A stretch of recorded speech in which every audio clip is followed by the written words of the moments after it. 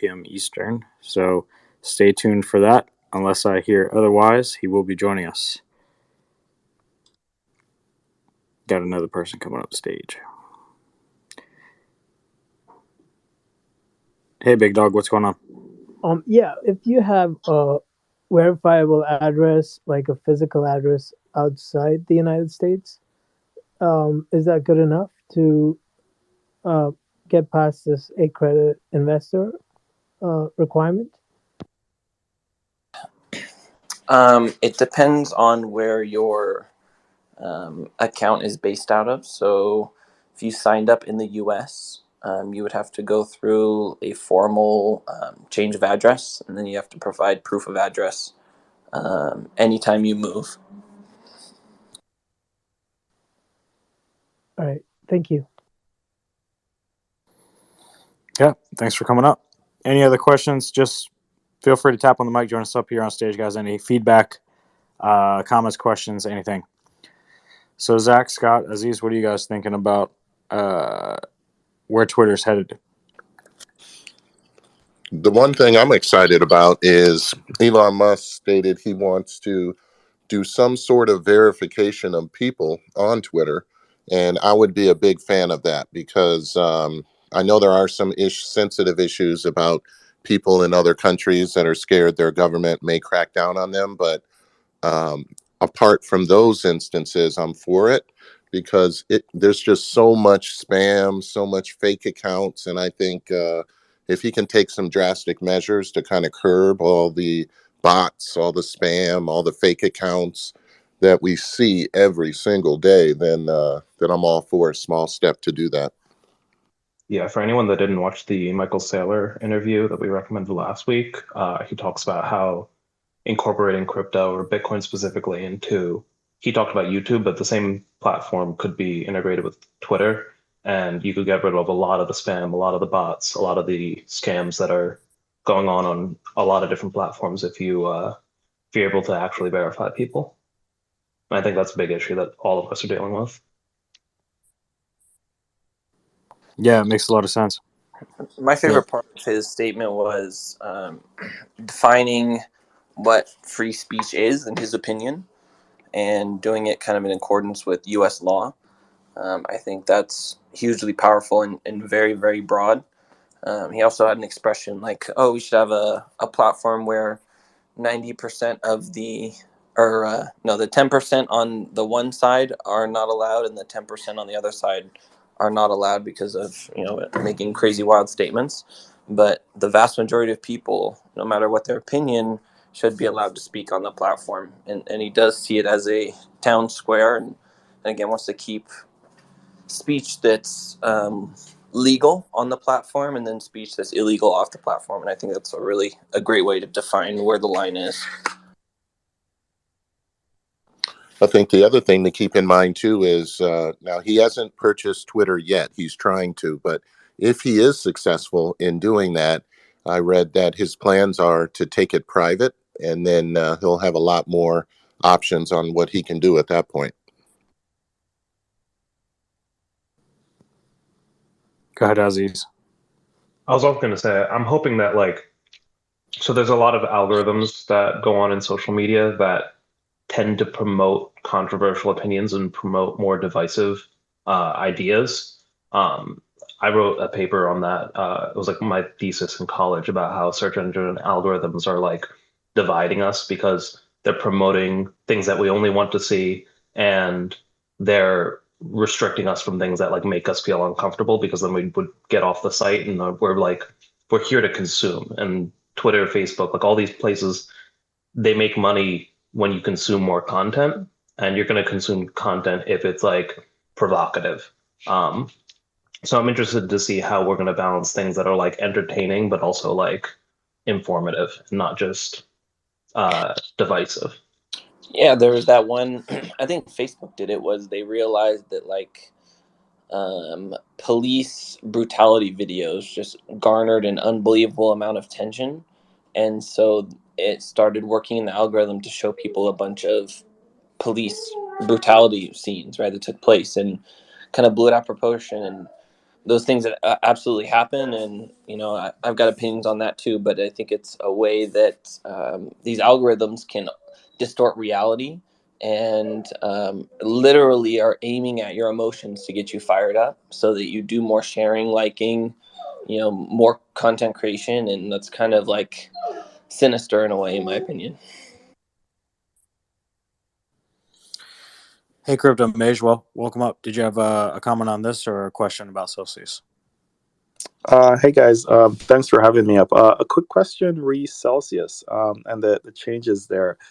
In regards to a current loan that you have, say 90% of the fund is in the interest bearing section of it, and there's a loan against it. How do I add collateral to that, or is it that it's free to move collateral back and forth in the event of a margin call or so? How do I handle something like that? Yeah. So when you have an existing loan from a month ago, those coins came from your Earn wallet, and when you close the loan, those coins will go back into your Earn wallet. Adding collateral is not directly related, because most areas you can still take a loan.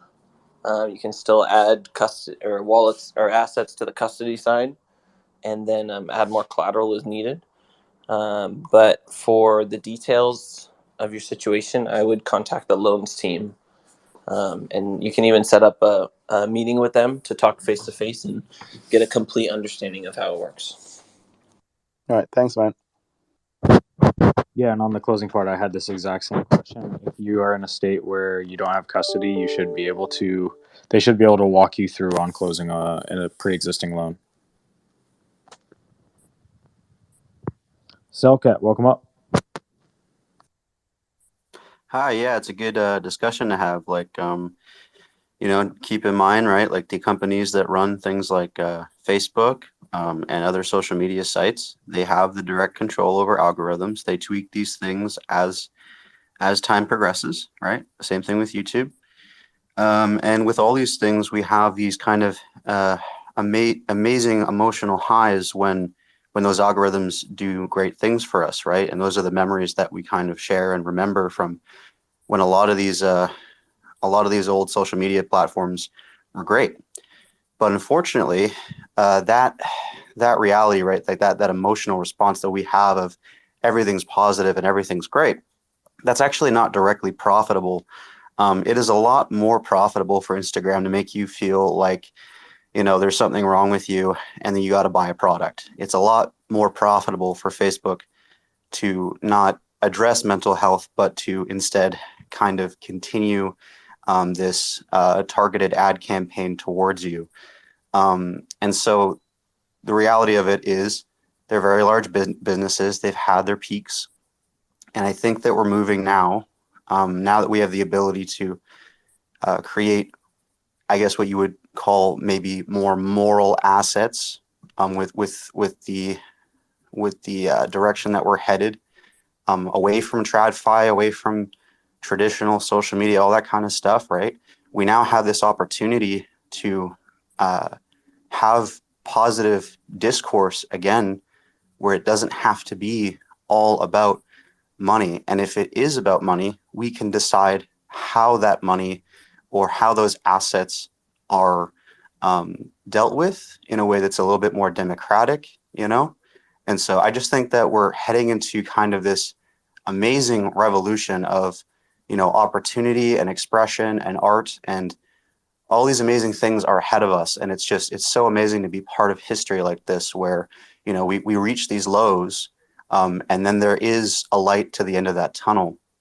But I do think that a lot of these social media platforms have had their time, and maybe something like Twitter can evolve, right? So that's just my take on it. Yeah, there's an interesting kind of situation that happens, I think, in government a lot too. I think they call it the perverse incentive model, where let's say homelessness in LA, for example, is a massive problem. But there's a lot of money that gets spent on homelessness, and it provides a lot of jobs for people and a lot of handshake deals in the back room, and the outcome generally tends to be that those problems continue to persist, and then also continue to get more and more funding. And I think that, again, social media platforms have the same thing. Like if you came on here and achieved a goal, and then left, that would be a much less efficient way for them, and you would be a much worse customer than if your emotions were directed in a way, or you're able to manipulate your activity to stay on the platform longer, buy more things, see more ads, all of that stuff. So they want you to stay, and they want you to feel certain things in order for you to stay. And I do think that on that point that these perverse incentive models you speak of, they also they extrapolate to things that are outside of social media, such as I saw this one article recently that by 2050 Ireland wants to remove 1 million sheep from their place, and I'm thinking, well, that doesn't make much sense now, does it? We're talking about carbon emissions when sheep isn't the issue. Sheep is not the issue. If we would like to maybe incentivize things that make a little bit more sense, that would be a positive thing. But we're talking about killing a bunch of animals at the same time when we're building nuclear power plants, and it doesn't make sense to me. So I think there needs to be a restructuring of maybe how we democratically approach these kinds of sustainable activities. Like, for example, like we live on the Earth, right? It's the biggest battery in the universe, right? Why aren't we using like thermal conductive energy or energy from the sun, or looking for ways to sustain things, instead of saying, okay, there's the problem, there's the animals, get rid of them. It's like, okay, well, how about we eat the animals instead? That's okay. You can eat animals. But why do we gotta talk like that? Why do we gotta have that perverse incentive structure when it doesn't make much sense? You got to call the OG Nikola Tesla, who figured out how to transmit energy around the world for free, and then something happened there. Or the guy that figured out how to run a car on water alone, and then something happened there too. So there's a lot of those weird situations that or like I've looked a lot into a climate and green energy and stuff, and I think windmills are also a good example of these perverse incentives, where the amount of energy it goes into producing windmills, transporting them, maintaining them, destroying them, and then trying to recycle them is way more than the windmill would produce in its entire lifetime. But that's like, oh, we need more and more windmills so we can produce more and more green energy, when it's like you're just bleeding the system of energy more and more, where you see Bitcoin has done the exact opposite, where it's finding the stranded energy, turning it into digital energy, and then transporting it very efficiently across the planet. So, it's like when you get into what's a free market versus what's not a free market, I think the best ideas always rise to the top. And the same thing with free speech. If you don't have a free marketplace of ideas, then the best ideas aren't going to come to the top because they're not allowed to. There's another of something about the invention of the radio, where I think it was originally developed in Italy, and the guy moved from Italy to Europe because he knew if he announced his invention in Italy, it would be taken from him. And so he did it in Europe, and the same thing happened there. And then 20 years later, he finally came to the U.S. And was able to proliferate the radio that changed the world. And I think it's those perverse incentives that hold human advancement back. And they always rely on a narrative or some sort of non-free market in order to do that. Aziz, I saw you on mute. Yeah, I was gonna say there's also ideas of like you could decentralize Twitter and make it so that it's like a community vote, and if we can get like 80% consensus across the board on like certain ideas, and there are ideas out there that I think, like at least in the US, like 80% of people support name your not so controversial opinion here, like congressman not having stocks or whatever. And then from there, you can go to, well, let's make it so that on this platform, you get decreased advertising costs if you're a carbon neutral, if you're a carbon neutral company, or if you're a political, if you can have political ads on our platform, but not if you take money from X, Y, or Z country. Just like wildly easy consensus ideas on Twitter, you could democratize, you could turn it into actual rules, and then you know you're giving power to people to influence companies, which is something that like doesn't really happen in the U.S. It's usually the other way around. Yeah, it's a great thought of us just coming to consensus on everything. What do you guys think? Do you think Elon will start to integrate more crypto stuff like crypto payments and so forth onto Twitter? Bring more Web3 into Twitter itself? But I think what he showed on his last report is he still holds all his Bitcoin, and he's not selling it. So I think that's a really slept on point there, and I think he's gonna. Hopefully, he does these things that make sense. And like, I love Michael Saylor's idea of someone via a Bitcoin deposit or a Lightning deposit, and then you can bring up the quality of the experience for everybody because you're not getting hammered by bots that you don't even know who's a bot and who's not.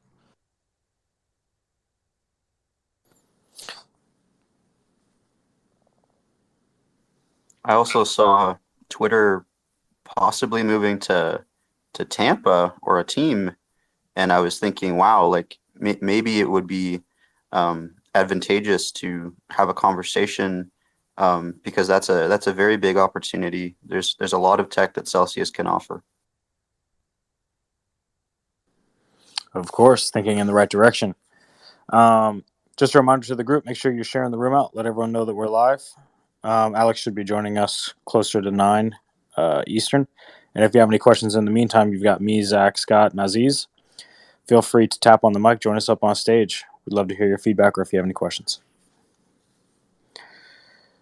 Feel free to finish your thought, Cellcat, if I interrupted. Oh yeah, no, I think it would be I just think it's like right now CellPay is an incredible product, and I look at it and I just see so much potential, right? You got these people coming into the space, you get verified, then you have this incredible way of sending any asset that is supported, and it's free, right? And that's not something that can be said for every, and it's a very rare thing in the crypto space. And if that's something that Celsius can facilitate, right? I just think of, wow, like if you were to go up to Twitter with that and say, hey, look, it doesn't have to be even these tiny little transactions. Like the Lightning Network's great, but you still are paying the transaction fees, which is still a barrier to entry. So we remove that barrier, and that's a huge plus for Twitter. But again, that's just, speculation. That's just me saying stuff, but I think it is an opportunity. So Celsius should partner with Twitter, is what you're saying. Absolutely, that would be massive. I'm on it.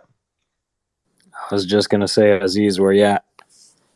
I mean, Working on Josh, you're the phone call man. You're going to make a phone call, send a few emails. Next thing you know, you got Elon himself on the line. Hey, that's a great idea. We should do that. Yeah, I wish. I don't know. Maybe we'll see. If they're moving down to Tampa, we might have a chance. Any other questions, comments, or feedback from the group here? Feel free. Yeah, I just hope Elon is able to buy it and it doesn't get canceled or different groups don't push him out, because his idea, such as having everyone put up at least $10 as a deposit, and then if you violate the terms of Twitter, then you lose your $10. I think that would greatly reduce all of the junk that we see out there. So I think he'll also bring more crypto-friendly technology and ideas to Twitter as well, including crypto ads and just more information as a whole, because he's a fan. He's a big hodler of Bitcoin. So I think he would do wonders in terms of advancing crypto through Twitter. That's just my opinion. I would love to hear people's opinion. If they enforce $10 in order to be on the Twitter platform, would that cause you to leave or not?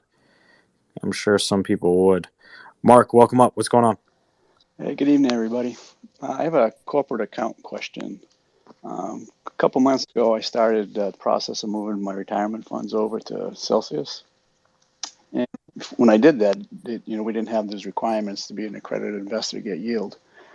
Now that my funds are, they're on their way, but the account, my corporate account, is a different entity, and it's not accredited. So what's the process now so I can get yield on those funds that are coming over? So the funds are not in the wallet yet? Not yet. They haven't been dispersed. It's from one of the first ones coming over from a pension account. It took like 2 months to clear through the process, and it's supposed to be dispersed beginning of May. I gotcha. It does put you in a difficult situation. If you're not accredited, you may not be able to earn yield on it right now, because we can't offer the yield to non-accredited investors at this time. No, excuse me, I'm accredited, but you're accredited. I'm accredited, okay. But it's not under right. It's not under me. Right. Yeah. Okay, so we still have hope then. So in your situation, what you would want to do is get your accountant or your lawyer or even verifyinvestor.com to accredit that corporate account. And if you're the sole owner of it, you should be able to do that if you're accredited. And then you'll just apply for accreditation with that separate entity, submit that to Celsius the same way you did your own, and then you should be able to get that accredited if you're the sole owner. I believe that's the way it was. I went through Dorado. Yeah. Then you should be able to do that. So you just need to get a letter of accreditation from either accountant, a lawyer, or Verify Investor will do it. I know they do some corporate type accounts or trusts, but I'm not sure about all. So I would get on the horn with Verify Investor, see what they can do. If not, you'd have to do it from an accountant or lawyer. But in any case, you should be able to get that accredited, and then those funds could be put into their own wallet. Okay, I assume I'm not the only one in this position, so I'm sure you've worked with people, and I went through Accredited Investor to get accredited from myself, so it should be the same process. Just give them the information for the LLC. Yeah, verifyinvestor.com. Okay. Yeah, they have a couple options. Again, I know trusts do it, or they do trust, but I'm not 100% certain about our IRA LLCs. But in any case, you just have to get that account accredited from somebody, and then we'll accept that and then accredit the corporate. Okay, thanks.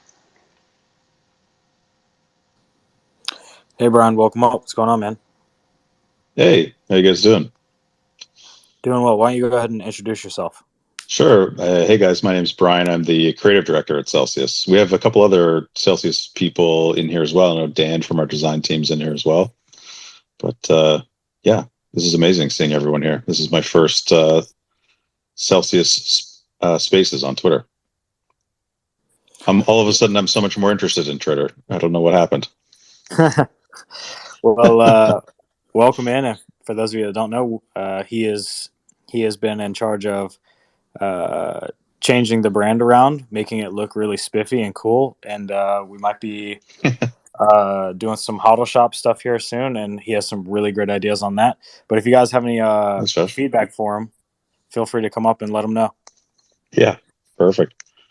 Yeah, I mean, just the topic of this chat really sucked me in as well. I'm really excited to see what happens with Elon and Twitter. I mean, I think if you kind of look at the way that payments apps have progressed in Asia specifically, like with WeChat, I think it's clear to me that payments and banking integrating into social media and like chat platforms specifically is like a natural fit and proven.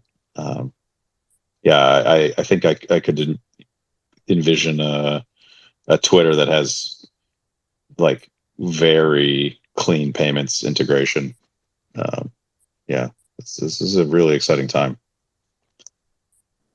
Yeah, I think it's definitely coming, and they did try to do it a little bit with the tipping thing, but I think that didn't work out how they may have thought it would have. But hopefully Elon will get more aggressive in that direction. Like, I follow Elon very closely. The guy's has an incredible history, obviously, and this is really like, he doesn't own any other investments other than stock in his own companies and crypto. So the fact, like, this move is not normal in his pattern of behavior and sort of business activities. So this is like a very big thing for him to be doing this. And the fact that he's doing a collateralized loan with his Tesla stock, and a large portion of it too, in order to fund part of this purchase, is really incredible. And it's like, again, it shows you how wealthy people can leverage their assets to purchase more assets, right? And I think if we zoom out and we say, like, hey, the guy who just bought Twitter is one of the greatest business minds of the last 100 years, and the only investments he owns other than his own companies are crypto assets. Yeah. He's like one of that most, like, him, and he doesn't even own a home. Yeah, I mean, him and Jack's, the little symposium that they did about crypto literally was the bottom, the previous bottom that I saw recently, and like rebounded the entire crypto market. So if this guy announces anything crypto related for Twitter, like, I really think that it's going to be a huge catalyst for upwards movement in the market. Not financial advice. My question for the speakers is, they're estimating it's going to take about 6 months for the purchase to close. Are there any that anyone knows, any regulatory bodies or anything that would prohibit him from purchasing Twitter? I'm sure they could find one if they really want to. You saw some politicians come out today and say, oh, hey, we need to really look at Section 230 now, and we need to make sure that we regulate speech on platforms like this, when it's been, supposedly fine for the past how many years. So I think this is so big that there's definitely a political angle to it, and Twitter is a very important part of the political sphere in the U.S. and in many other countries. It's definitely going to be a battleground, but he's good at winning these types of fights. I don't know if you guys remember when he was, having his issues with the SEC in the past. But Brian, go ahead. Oh, I was just going to say, like, as you can see from my profile, like, I'm using my face, I'm using my name. I think I am siding on the KYC proposal, like, change proposals that he's making to Twitter, where we want people to be verified. I think that the more I think about it, the more I think that it is a good idea. Yeah, absolutely. It's the only way to truth. There is no other way. Yep. I think if you can add that, and then you can make a dislike button, and people get a little bit more humbled across all of Twitter, I think you've got a good combo there. Like, we need to clamp down on people running their mouths on social media, right? That people need to, people need to be more people conscious. Actually agree with that opinion. Like, I think there's so many opinions get promoted because they're either super far right or super far left. I'm like, in the reality, like, it's not a popular opinion, but there's only two options. You can either retweet it, you can respond to it, or you can like it. But dislike should be just as easy, and show people that, like, no, this isn't a popular opinion because it's favorable. Mm-hmm. It's a popular opinion because it's controversial. Yeah, and I think the visibility into how dislike works is extremely important. Yeah, it's only going to work if you know that like there aren't bots spamming people and there aren't a million bot accounts that are disliking it, and then you can discredit anything that anyone posts. Selka, you got your hand up. Yeah, like on that exact same front, I just think it's the silent minority, right? And those people that are in the middle most often than these extremist mindsets, whether you're extreme right or extreme left, I don't care. I just want people to have discussion and be able to be honest about that kind of stuff, right? Yeah, like this idea of, like, as you said, not having the ability to dislike something, right? Only promoting these extremist sides. It doesn't get us anywhere, and it's a shame because it's a waste of such an amazing platform. I think the question is, in my mind, like, how do you improve the quality of tweets and the thoughtfulness that goes into them and the truthfulness or the research that people put into their statements? And I think if your name and your identity is tied to it, then that helps. So. I don't think they're actually trying to do KYC. I haven't seen anywhere where they're actually trying to make people use their identity. I think he specifically said human verified, so it'd be like a CAPTCHA, or it'd be something to where you log in proving that you're a human and not a bot. Interesting. I'm assuming there's some sort of KYC component for getting a blue check mark. Maybe that's where wires got crossed. Yeah. Interesting. Steven, you had your hand up too. Yeah, interesting conversation. Hi, everybody. No, I don't know if it was Mike Tyson himself who said it, but just to bring this point home about, having your name and your KYC on your account and how to clean up like Twitter Spaces or social media.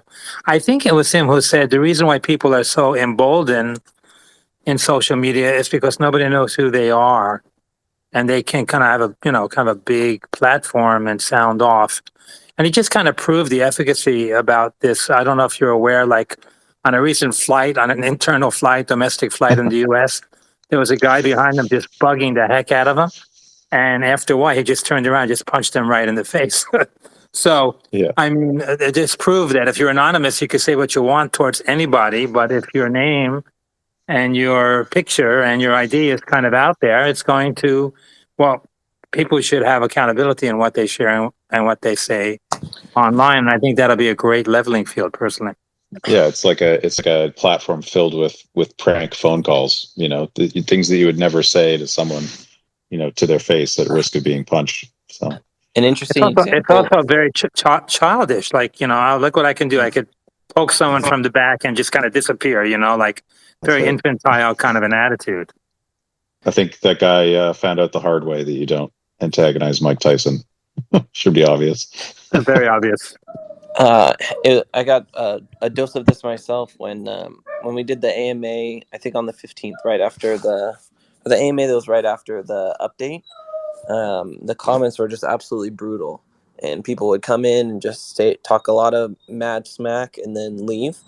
But then in the Twitter Spaces before and after that, people are way more reasonable and understanding and communicative. So there is really something about getting brave or feeling brave when there's zero consequence. 100%. Crypto guy, what's going on? Hey guys, good evening. First, matter of fact, because I joined Celsius back in November and I started listening to your Twitter Spaces, I actually signed up for Twitter tonight for the first time. So anyway, part of the community. Just kind of going on with what you guys are talking about. I think if Elon basically comes out and talks about, hey, we're going to do KYC, but we're also going to require you to put up some crypto, maybe some Doge. I think that could be an interesting idea. Are you a Doge holder? I do have some Doge on the platform. I've slowly been adding to my Doge collection. Previously, I thought it was a meme coin, and now I'm starting to see that maybe the developers are starting to kind of come back around, and him and Mark Cuban seem to be supporting it now with a little bit of money. So, I mean, hopefully it's going to become something more than it is now. It's an interesting thought. Yeah, I definitely see this becoming a payment. What do you call it? Like they were talking about, like what goes on in China. I hope that we move in that direction. Yeah, it's like a blended chat, like social payment system. Yeah. Exactly, and I think he's got Mi- plans like that. Minus the social credit, hopefully. Yeah. Yeah, I think we're safe on that. Alex, welcome in. What's going on? Hey guys, good night. How's everybody doing? Doing well, doing well. We've Great.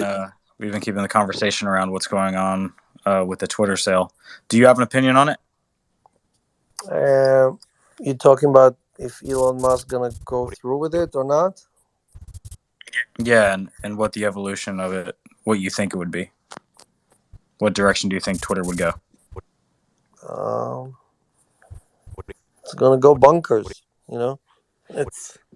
I think he obviously operates at a very different speed than Twitter. You know, Twitter was kind of like a sleepy tech company, right? In SF, and he wants to open it up, make it almost like a open protocol on the internet, right? Which is what it should be. So it's definitely going in the right direction, kind of decentralizing Twitter, and it's going to make it 10 times bigger. That's for sure. You know, so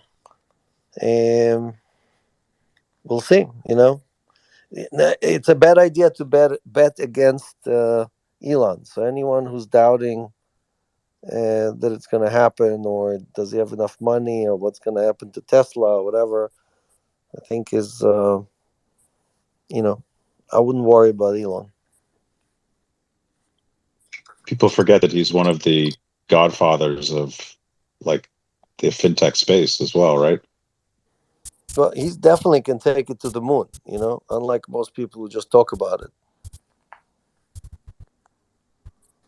Yeah, it seems like he's trying to get involved in everything that shifts society in a huge way. When I read 0 to 1, I think it was like him and Peter Thiel sitting around a table, talking about why we don't have like all the things from the Jetsons yet, and he basically took it upon himself to make that happen. And this kind of falls in line with that as well. Hopefully, good things come out of it. Who knows? Like you said. But are you ready for some questions? You ready to rock and roll? Yeah. Sorry for missing 2 weeks in a row. I was traveling overseas, and it was like 3 a.m. for me, so I decided to get some Z's instead of joining. But here we are back again. So, you know, so we gotta make this episode be 3 times as good, just to catch up with the last 2 weeks. That's right. There was a lot of gossip. People were thinking maybe you weren't coming for some specific reason, but yeah, you were halfway across the globe and it was 3 a.m. So, but glad you're back. Vivid, I think you're up next if you're ready with your question or comment. Yeah, hey, thanks for having me up, guys. I haven't seen this space before, but I was excited to jump in when I heard what you were talking about. I would gladly pay for the use of Twitter. I already do. I have Twitter Blue. When I started using Twitter, I had previously been off of it for years. I minted a loaded line on Crypto.com, and they did like a giveaway for Twitter, and we all just kind of met there. And it felt organic, but then as you stay in the space, you realize how much the algorithm plays, how easy it is to you really funnel people to whatever it is you're selling. It is a tool for advertisement. It really did change my life, because when I minted that line, that became my full-time job. I really got into NFTs and then crypto. It was a meeting space for a lot of people that just dabbled in crypto all over, in Solana, Ethereum, Crypto.com. I mean, that's where I started. Twitter became like the space. Whenever the lines were in Twitter, we would just meet. For 2 weeks, we held a Twitter space that went on for 24/7. We called ourselves the 24/7 Loaded Lions. And we've started to form this community around Crypto.com.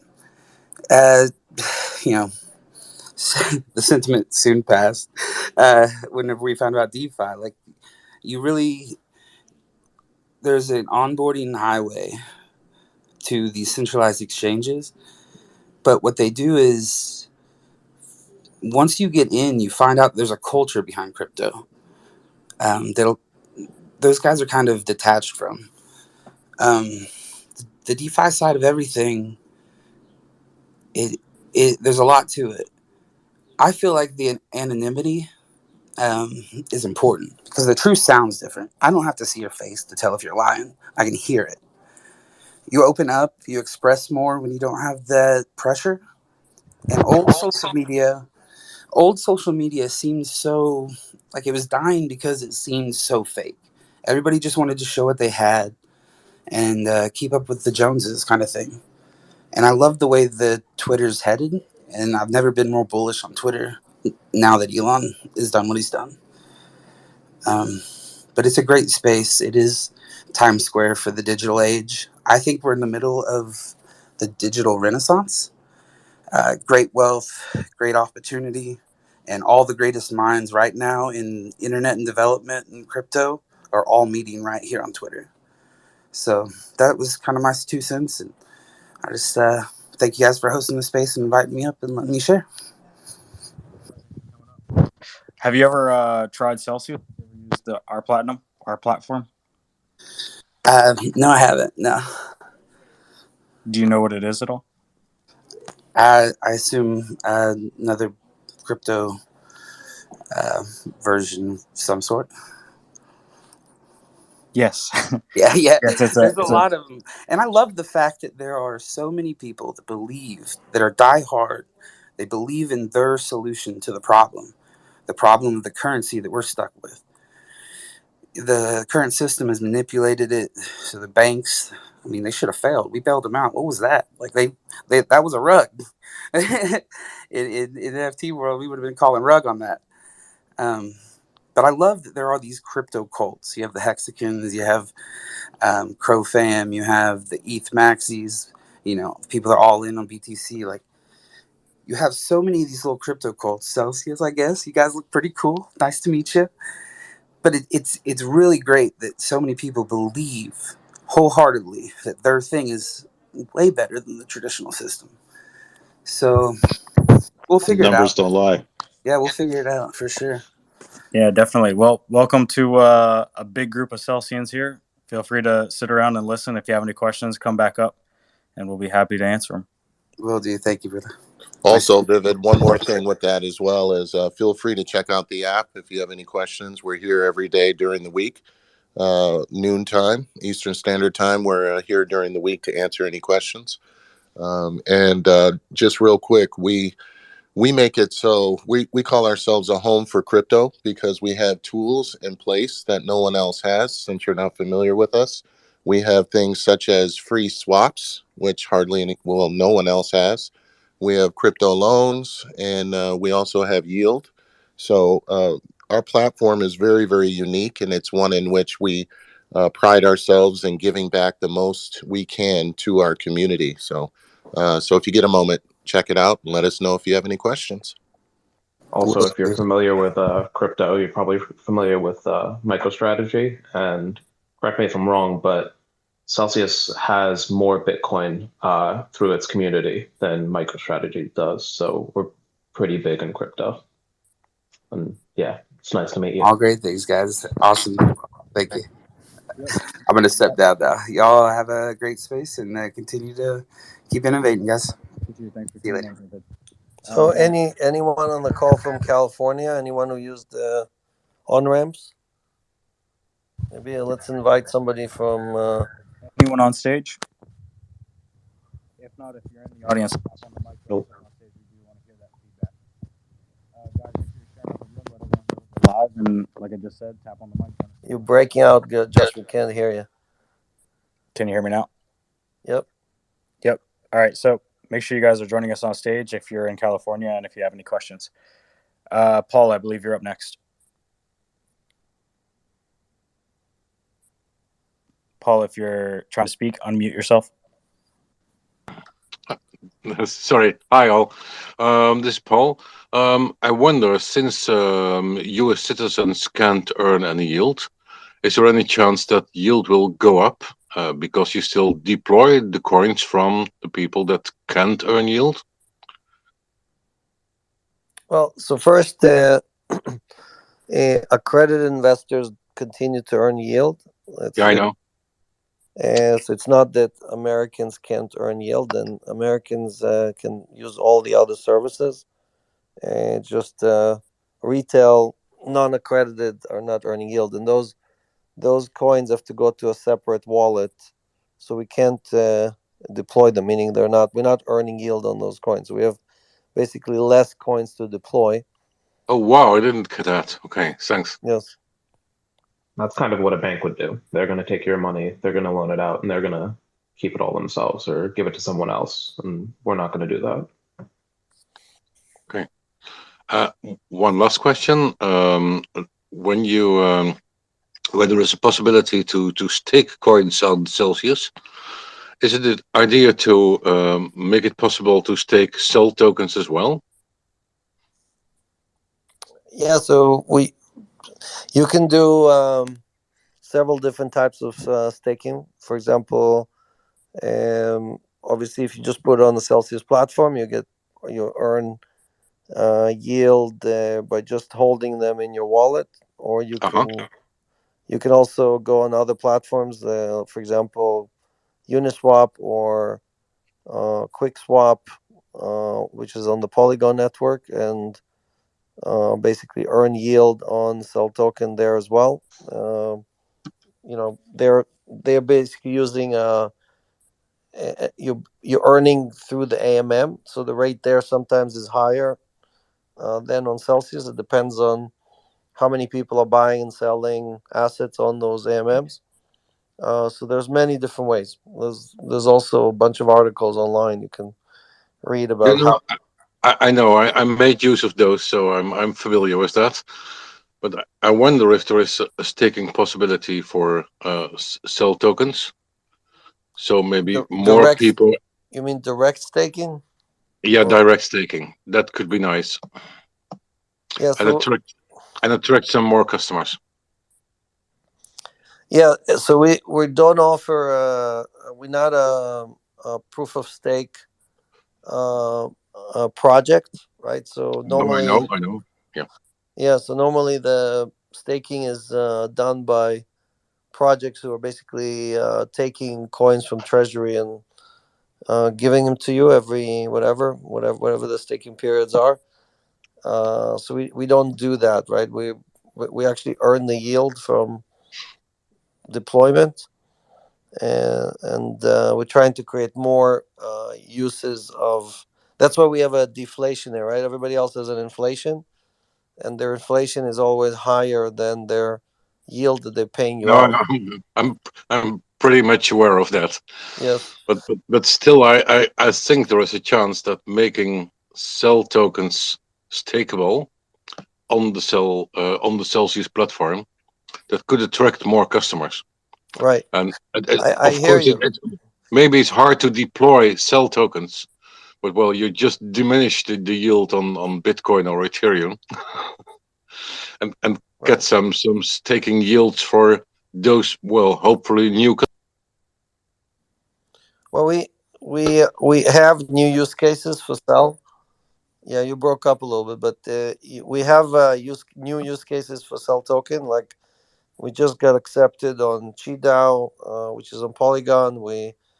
I think our application for Maker got accepted. So there's all these different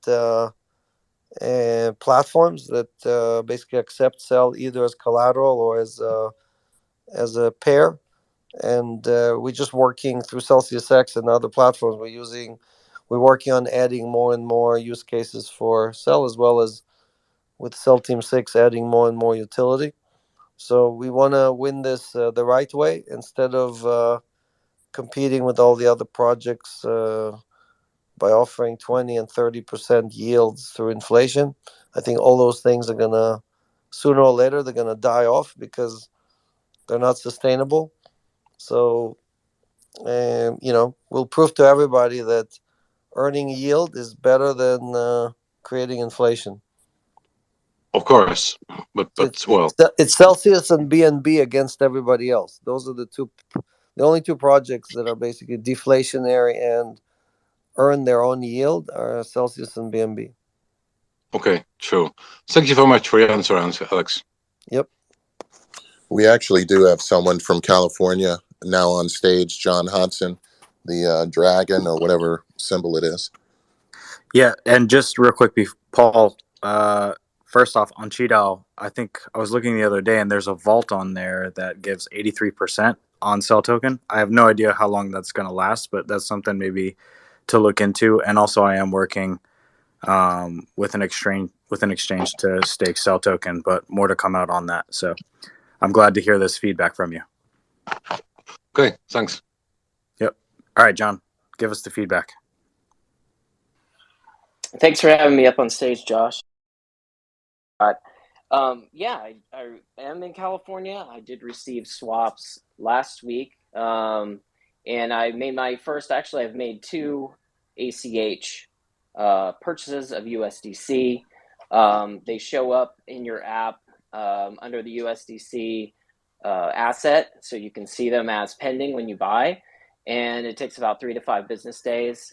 Mine still haven't cleared yet, but anyway, but you do see them in the app as soon as you purchase, and no fees, so that's amazing. And the ACH is really fast. It's you use I believe it's Stripe, and when you connect up your bank, it's just like any other integration where you can see the Stripe interface.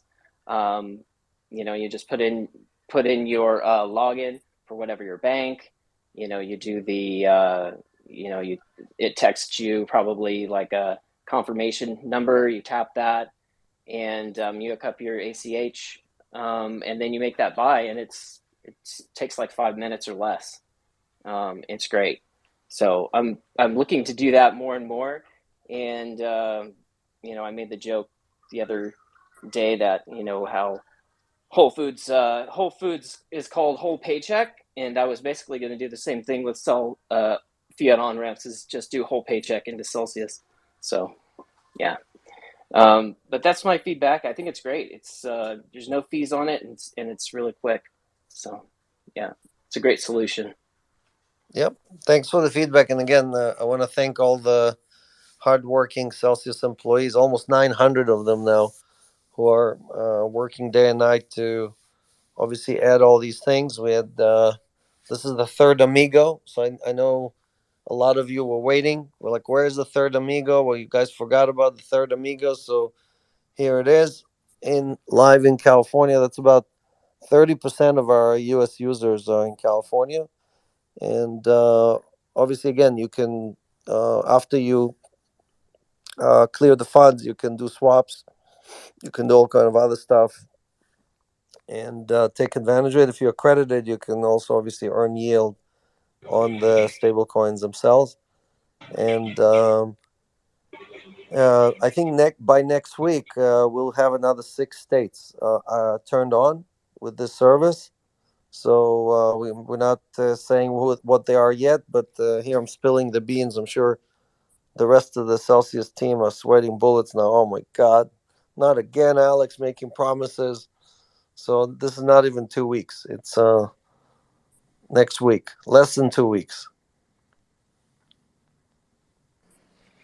Not sweating any bullets over here. John, thanks for coming up, giving that feedback. Making me want to move to California. Crypto guy, what's going on?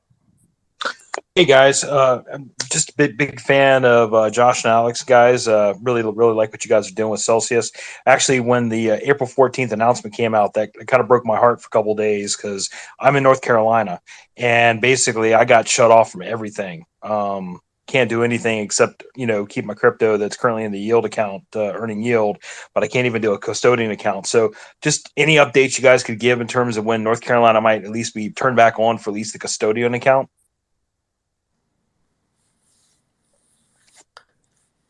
I don't have any updates. Anyone else? Any other? No, I don't think there's any updates on that at all at this time. But the situation is still evolving, so hang tight. Yeah, so it sounds like you need to move to Florida or something. They definitely love crypto over there. So I don't Well, know. it's funny you should mention that, Alex. I'm actually an engineer by trade, an electrical engineer. I'm pretty much into crypto, and I'm haven't done software in a while, but I definitely know DevOps and things like that I do with my current job. I thought about applying to you guys. Well, we have a Tampa office and we have a bunch of people in Miami too. So you should apply. I'm an electrical engineer myself, and look at this concoction that I came up with. So you know. That's true. I'm actually working on my doctorate, and my specialization is going to be looking into blockchain applications for cyber. Sounds good. Cross the line and apply. Yep. Thanks. Thanks for coming up. Taylor, what's going on? Hey, what's up? Thanks for having me on, Josh and Zach and Scott. I wanted to ask a question to Alex, if that's okay. Kind of about the second half of the year. I noticed that there's like a lot of fear, like just watching the money channels today. People are just like really the VIX is up quite a bit, and I think the federal or the funds rate um is like at 3% or something by like December. So they're just pricing in a ton of rate hikes. I don't know. It feels like the market's like done quite a bit of the work, and even the inflation has hurt people and caused them to slow down. So I think that's what the Fed wants. Like, do they really need all those hikes? Well, it's definitely a self-correcting mechanism. So having the stock market take a 20% haircut is taking air out of the bubble. No question about it. The problem is that we have an everything bubble. So the just fixing the stock market or bring it down a little bit doesn't fix the real estate bubble or the bonds bubble or the commodities bubble or the money printing bubble. So all these other things are still, unfortunately, again, many of these things are things that the Fed created themselves, right? By giving too much easy money over too long of a period of time. So now that they're afraid of inflation, they're kind of trying to run faster and catch up with the car going down the road, right, by itself with no driver in the driver's seat. And I'm not sure if they're going to catch it or not, right? So the market is nervous because the market is not seeing inflation being tamed. It's not seeing Russia being resolved, Russia, Ukraine, right? It's not seeing unemployment growing, right? So the labor market is still very tight, and all these things together are not a good recipe for basically stability in the financial markets or in the or steady increase in GDP. So I think I don't see the Fed chairman somehow changing his tune just because the market is down 20%. I think they're gonna have to do a few raises. It might not be 7. I think I was betting on more like 5. I think they're gonna stop after 5. But again, they're just like they waited too long to jump in. They're probably gonna cause too much damage here before they stop. So the pendulum is gonna swing too far to the other side. And normally when these things happen, a lot of people just go into the dollar, right? The first thing people do is go into the dollar, and only then they decide, okay, do I buy gold? Do I buy Bitcoin? Do I go back into the stock market? Do I buy real estate? And so on, so on. So right now, unlike 2008, there is about $2 trillion worth of cash that Americans still have in the bank. So there is a lot of liquidity. So even though the stock market is crashing, there is ample liquidity with the American people, and they have to decide if they want to spend that on buying goods or services, or they're going to basically put that to work any of these financial markets, right? So right now, the reason that these stocks are dropping so much is that no one wants to jump in and catch the falling knife. And when you see things like Tesla down whatever 13-15% in a day, right? That's like over $100 billion lost in value, like in a day, right? So those are things that are obviously very impactful, and again, no one's willing to step in and catch the knife. Doesn't matter if it's Netflix or if it's, I think Amazon was down like 4.5%, right, or something like that. I didn't see where it closed, but so all these things are, telling you that everybody's afraid. You're not the only one afraid here, right? So Amazon closed down 4.5%, right? So on a normal day, you would see institutions just come in and just buy it up, right? So we are retesting. For many stocks, we're below the lows of the year, but other major stocks are retesting kind of the lows of 2022. And frankly, the Bitcoin and other cryptos are holding very well compared to the stock market. I don't know if most of you know, but we actually have the most leverage ever in the history of Bitcoin right now. So the fact that the markets are holding, Bitcoin and Ethereum are holding despite all the leverage, and tells me that there's a lot of fresh money coming in. And we at Celsius, we don't see almost any withdrawals. Like, I don't see any panic or any change in behavior in our community of almost 1.8 million users. So I don't see any. Our hodlers are continuing to hodl, and they continue to add assets. Cool. Thank you. Do you care to comment on the I heard you bring up the war. Do you think just financial markets aside, I think that doesn't matter too much at this point, but I heard that May 9th's like a really important date for the Russians or something. Do you think that they might want to eventually get out of there sooner than later? Look, this is not about the Russian people, right? The fight is not between the Russian people and the Ukrainian people, or Russia and the rest of the world. This is a fight between one person and the entire planet, right? I don't know anyone who's on Putin's side.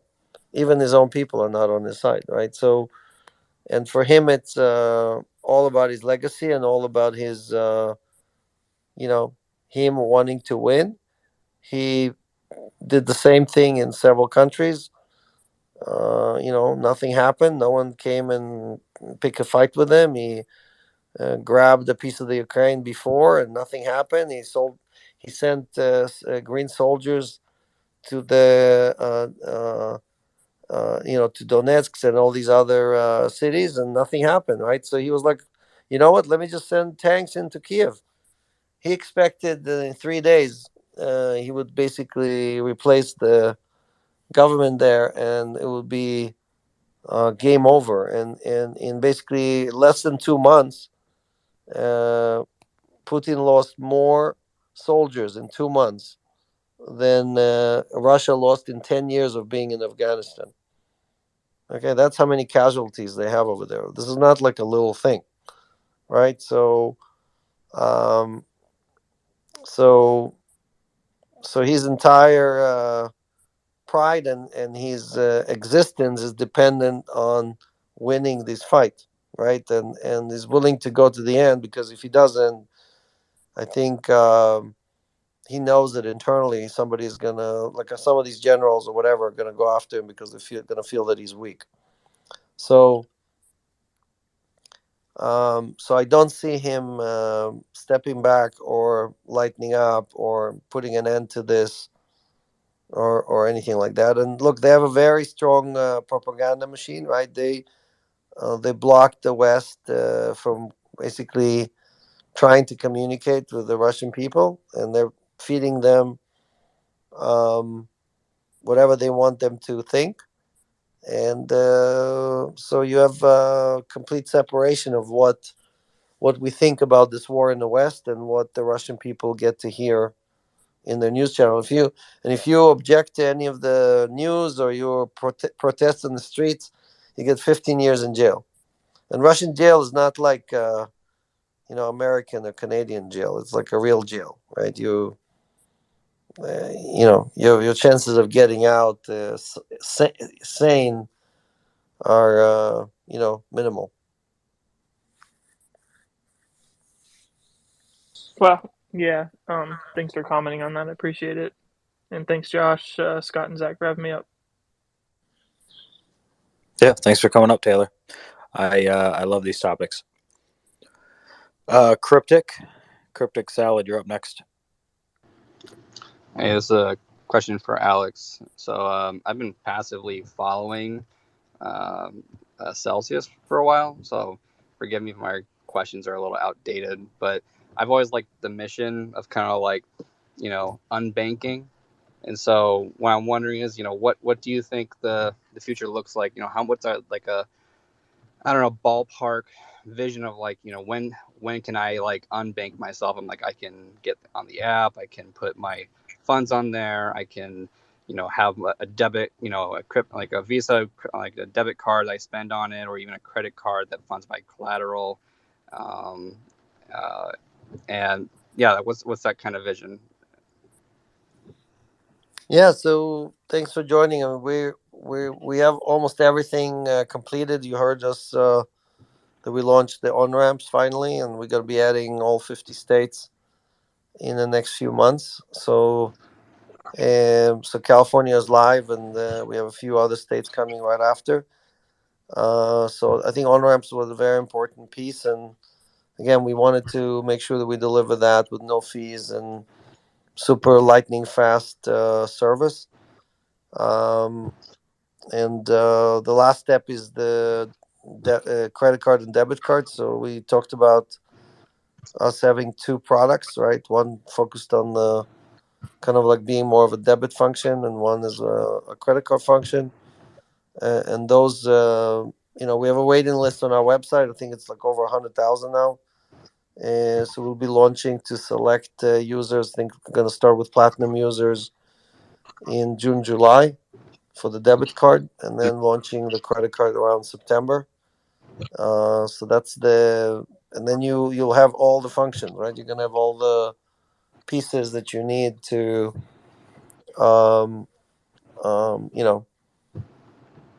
what you talked about before. Okay. One last piece. So I've always heard about like the scare of like Tether, like with all this like need for liquidity, and the scare of like if a dollar was gonna like spike, what kind of like what would happen to Celsius if there was some kind of like catastrophic thing with Tether that everyone talks about? Well, first we support 14 different stablecoins. So we're not in any way trying to get anyone to pick one versus another or anything like that. So it's not like we are somehow only excited about Tether, right? These on ramps we're talking about are currently only available for USDC, for example, right? So nothing will happen to Celsius if Tether tomorrow stopped operating or stopped issuing coins or whatever. So we're in no way tied to Tether in any way. So it's just one more coin in our wallet, and if you want to redeem it or you want to swap it or you want to change it, you can go ahead and do that in a second and not have any Tether exposure. Okay, thank you. Yep. Thanks for coming up, Cryptic. Cellcat, what's up? Hey, Alex, definitely great to see you back, man. I think we all missed you. So great to see you back. I guess what my question would be is, on the last AMA, Carl mentioned something about Curve DAO and its similarities to how maybe Celsius X would be moving in that direction. Do you have any kind of thoughts on that, or is that is an AMM kind of not really where that's headed? Yeah. So again, what we want to try to do is basically insert or add cell to many different protocols. Both it might be a DAO, it might be an AMM, it might be different pools that provide a variety of different services. So we are both on the CeFi side and on the DeFi side are basically utilizing or trying to utilize Cell in every way possible. And the more use cases, the more utility, the more ways we can earn yield, the better Cell will do, right? So it's again, it's a long-term plan, and each DAO has to vote on Cell as a asset that they accept. So I don't know if you saw. I think what was it last week we listed on Hobby. You heard Josh say that he's working on 2 more exchanges. So we continue to add both CeFi and DeFi support, and obviously we're adding many more users.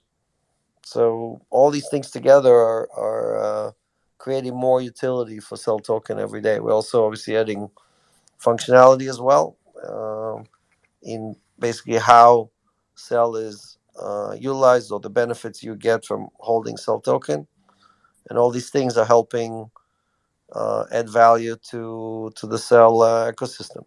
You know. Yeah, and I think it's just amazing, like making Cell such a productive asset, being collateral towards my, and the biggest undervalued thing is it's just this amazing earn and burn function that I think a lot of people are underestimating. I had someone actually tell me that they didn't get it, they didn't understand that, well, what's the point of a burn token? Why does it, like what's the value behind that? And I just it's amazing. Like so many people live in this world of inflation that we're so used to it. Well, people are afraid of the CPI inflation, right? Of what the government is telling us. Oh, it's whatever 7.5% or 8%. The inflation on most tokens, right? The inflation on Luna or on Cardano or on all these projects is 3 times that or 4 times that, right? So if you're kind of worried about the U.S. inflation, look at all these tokens that you're holding and ask yourself, okay, if the token inflation is greater than the yield they're paying me, then every day when I go to sleep, there are more tokens. When I wake up, there's more tokens competing with my token. And with Celsius, exactly the opposite, right? Every time you go to sleep, every day, every week, when you wake up, there's less tokens competing with you. So you tell me what's good for you. Like, is it more tokens in circulation or less tokens in circulation? So that's really the piece that I think it's very easy to explain it. It's just people somehow say, nah, but your project is only whatever, $2 or $3 billion valuation. The other guys are 50. Well, what do you want to do? You want to buy something at 2 billion or 50 billion? What is a better deal, right? So that's where I think there's a disconnect in general in economics, in the crypto space, where a lot of people don't understand. Like if you look at BNB, for example, right, and okay, Binance is earning this much money from their exchange, and they're using whatever 10 or 20%. I don't remember exactly how much it is, but they're using that percentage of the earnings to burn their token, right? That creates demand, and that creates scarcity, right? And obviously, the BNB coin did very, very well in the last few years as Binance users and Binance volumes have grown. So we know what the formula looks like, and we're basically doing the same thing. We just our source of earnings is very different. Instead of charging other retail customers fees, which is how Binance makes all its money, it's charging all the people on this call fees. We selected to charge institutions fees, right? We don't charge customers any fees. or almost no fees, right? And most of the fees we have on our platform are third-party fees. And instead, we chose to charge institutions. The people that usually charge you fees, we charge them fees. So you tell me which model is a better model for crypto in general. Yeah, no, it's incredible, and it's like this inflation. It's like a runaway train. The moment that you stop and you stand still for even a second, that's when the people get hurt the most, right? And I think it's really important that Celsius took this stand in the beginning when they kind of you guys invented yield. It's amazing. So I was also going to ask, if you can, this was my last question. Is there a potential for the cell and the AUM? Is there any talk about that? Well, so we're trying to come up with a formula that ties how much cell we're buying to be tied directly to the AUM or growth in AUM, and we don't have that finished yet. But the idea is to create some kind of a fixed formula so everybody can follow that.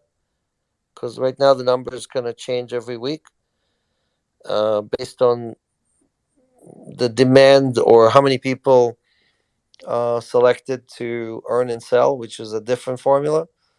So I think if we peg it to the AUM number, I think it's going to be a much more kind of smooth growth of as the AUM grows, the number of cell being bought back are growing as well. So we're working on that, and we'll update you guys when we have an idea on how we're going to implement it. Thank you so much, Alex. It's great. I'm just really glad to see you back, man. I didn't go anywhere. I was just you guys missed you. All right. Well, great to be back. Thanks for coming up again, Cellcat. Steven, did you have any questions? No, not at all. Just hi, Alex, and we missed you. That's all. All right. Yep. Thanks for coming up, Steven. Taylor, welcome back. Hey, thanks for having me back on. Do you know if Celsius is like actively lobbying in DC? I read something about crypto.com kind of doing something, or last quarter they spent like quite a bit. And I was just wondering if you all had any plans, or if you have partnerships with those companies, even though like they're kind of competitors, if there's just like this one big lobby fund that we can all pitch towards to kind of get Congress or the senators kind of on board to maybe pass like certain laws in the future that'll like to kind of just speed things up, because I kind of feel like I know where this is going, but the speed in which it needs to happen needs to be really fast. Otherwise, I feel like other countries like look more favorable. Yeah, so we are members in, I would say, probably every major nonprofit or a lobbying group in Washington. So, and crypto.com and many other blockchain.com and all these other companies are also members in all these associations. And that's what they do best. Some of them do lobbying, some of them just help explain or educate politicians on what is crypto, kind of like debunk the stuff that you hear on TV where politicians say that Bitcoin mining is going to bring the end of the earth, or it's the main cause of global warming, or Bitcoin is only used by criminals and by money launderers. So yes, we are very active in the space. We have few people dedicated to this in the company as well, who are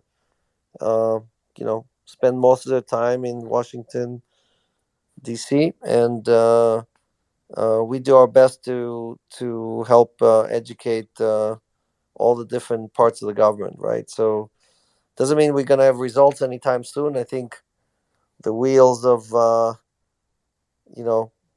of the governments are not turning very fast. Creation of new laws is definitely not something that's happening quickly, and we have banks and other institutions who are lobbying just as hard with much more money against everything we're trying to do, right? So they're all trying to protect their franchise. They're trying to slow this down. They're trying to make sure that their franchise are intact and unchanged.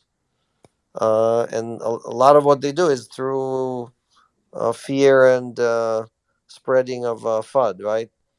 So this is not a simple task, but we're doing our best every day to advance the crypto message, not just to users, but also to our lawmakers. Cool, thank you. Do you think it's possible to have like a different party system in the future that can be funded directly through crypto? Because I feel like personally, and I don't like expect you to like comment on this, but like Gary Gensler, so there's like an XRP lawsuit that just got pushed back, and I feel like they pushed that back not because they don't think they're gonna win, and maybe they don't, but mainly because they don't want to have that verdict before midterms, and then all these kids go out and try to like voice their opinion. So I feel like public officials should be more neutral instead of like really bureaucratic like that. I feel like that's really not how a lot of like people in crypto feel. Like they want their public officials to act. Well, look, if you're a politician and you're anti-crypto, I think you're gonna have a very hard time getting reelected. So, um, so either many of these people who used to be anti are now just not voicing their opinion; they're just being quiet on the subject, and people who were neutral, I think, are trying to get reelected by saying good things about Bitcoin or crypto, right? So I think we're slowly inching more and more towards crypto. And again, every day, as more and more people buy or hold digital assets, the chances that we're gonna get these laws and these changes passed are increasing. So we just gotta stick with the game, right? Stick with getting instead of picking up fights with the regulators, and let's go and change the laws. And if it takes longer, then it takes longer. But if most Americans want all these services and the government is not acting in the best interest of its own people, then they will replace the government. Cool. Yeah, I agree. Thank you, Alex, and Josh, and Zach, and Scott. And nice to have you back, by the way, Alex. See ya. Thanks. Thanks for coming back up, Taylor. Tom, you're up next. Yeah, obviously you're aware of what Fidelity announced today with regard to 401ks and Bitcoin. Do you have a sense of how they're doing that in the absence of an ETF? Well, so first, Fidelity has been doing Bitcoin for a very long time. I think I've been using Fidelity now for 35 years, and I've even used in their cafeteria in Boston. You can buy stuff with Bitcoin, and I'm talking about like 2015 or something that I used my wallet to buy something in their cafeteria, right? So they've been mining Bitcoin, they've been staking, not staking, but basically custodying Bitcoin for many years, and more recently, obviously, they start offering it to their customers. So they're not new to the Bitcoin game, right? They've been in it for a very long time. And like there are many ways of doing things. Like I've seen, for example, like this new product in Australia, which is relying on an ETF in Canada. So there's all these different ways of getting exposure or supporting it through this or that asset. And again, I don't know the details. I didn't have a chance to look into it, but Fidelity is investments obviously one of the best companies out there as far as providing kind of great value to its customers. And many of the things we're doing at Celsius are things that I've learned being a Fidelity user for many years. So it's great to have them develop new products, new capabilities, and opening. I think they have something like 60 million customers or whatever. I don't know. Sorry, like 25 million customers. So it's definitely great that they're opening these services to so many different, new customers in North America. Coincidentally, Thanks. one of our design leads just finished working on a major rebrand project for Fidelity. So a lot of knowledge there. Yeah, thanks. Appreciate your insight. Tom, did that conclude your questions? It does. Thank you. Yep. Thanks for coming up. And Dave Stoller, I've been noticing you coming up to stage. Maybe try restarting the Twitter app and then try to come back in and tap on the mic again. Steven, welcome up. Steven, if you're trying to speak, unmute yourself. Okay. Can you hear me now? Yep. Yeah. I just wanted to ask Alex. I've been following Investing Answers for quite a while now, and I remember quite a few videos where they talked about borrowing funds to build up your. Like I want to become a whole coiner, and so I used a Celsius loan to try and build up my BTC, especially when there was big dips when we went down like we are now to 38,000. But I since found out, sorry, we're getting a bit of feedback somewhere here. I since found out that we're not able to do that. It's apparently you're not meant to be using loans to build up your crypto portfolio. And I was just wondering why that was. Well, so many other companies love giving you margin and putting you on margin and liquidating you and making money on selling you the coins and then liquidating you and so on. And Celsius is trying to do the opposite, right? Instead of making fees on selling you stuff and then liquidating you, our goal is to keep you as a customer for life instead of wrecking you and help you walk to get all the way to financial freedom. And when you own an asset that is 70 or 80 vol like Bitcoin, you don't need leverage. So putting leverage on it is just adding greed that you don't need, right? It's risking putting yourself at risk, and not just yourself, your family and everybody else or your loved ones, because you're hoping to get to financial freedom faster. But getting to financial freedom is not about how fast you get there or how much money you get there when you get there. It's about making it across the finish line. So if you're taking excessive risk in trying to get there, the chances that you will wreck yourself are increasing dramatically. They're not increasing by 5 or 10%. They're increasing by a few 100%. So that's why we not just don't recommend it, but if we see that you're using the loans to buy coins, we normally try to block you or persuade you from not doing it. It's not because it's not good for us, it's because it's not good for you. So again, many other platforms will give you 10 to 1 leverage, 20 to 1 leverage, 100 to 1 leverage, and they always take the other side of the trade, meaning they're the ones that are giving you that leverage, hoping you will wreck yourself because they'll make a bundle liquidating you. Right? So just think through this, and if you're ahead, it's a great time to reduce that leverage and just stick with even if you don't have a full Bitcoin, stick with what you can afford. And when you have a little bit more money, you can buy a little bit more and add to it. But leverage is not the way to get to financial freedom. Yeah. Yeah, I understand that, Alex. But I used a 25% LVR over a 3-year period, and I think James has actually covered this on his channel.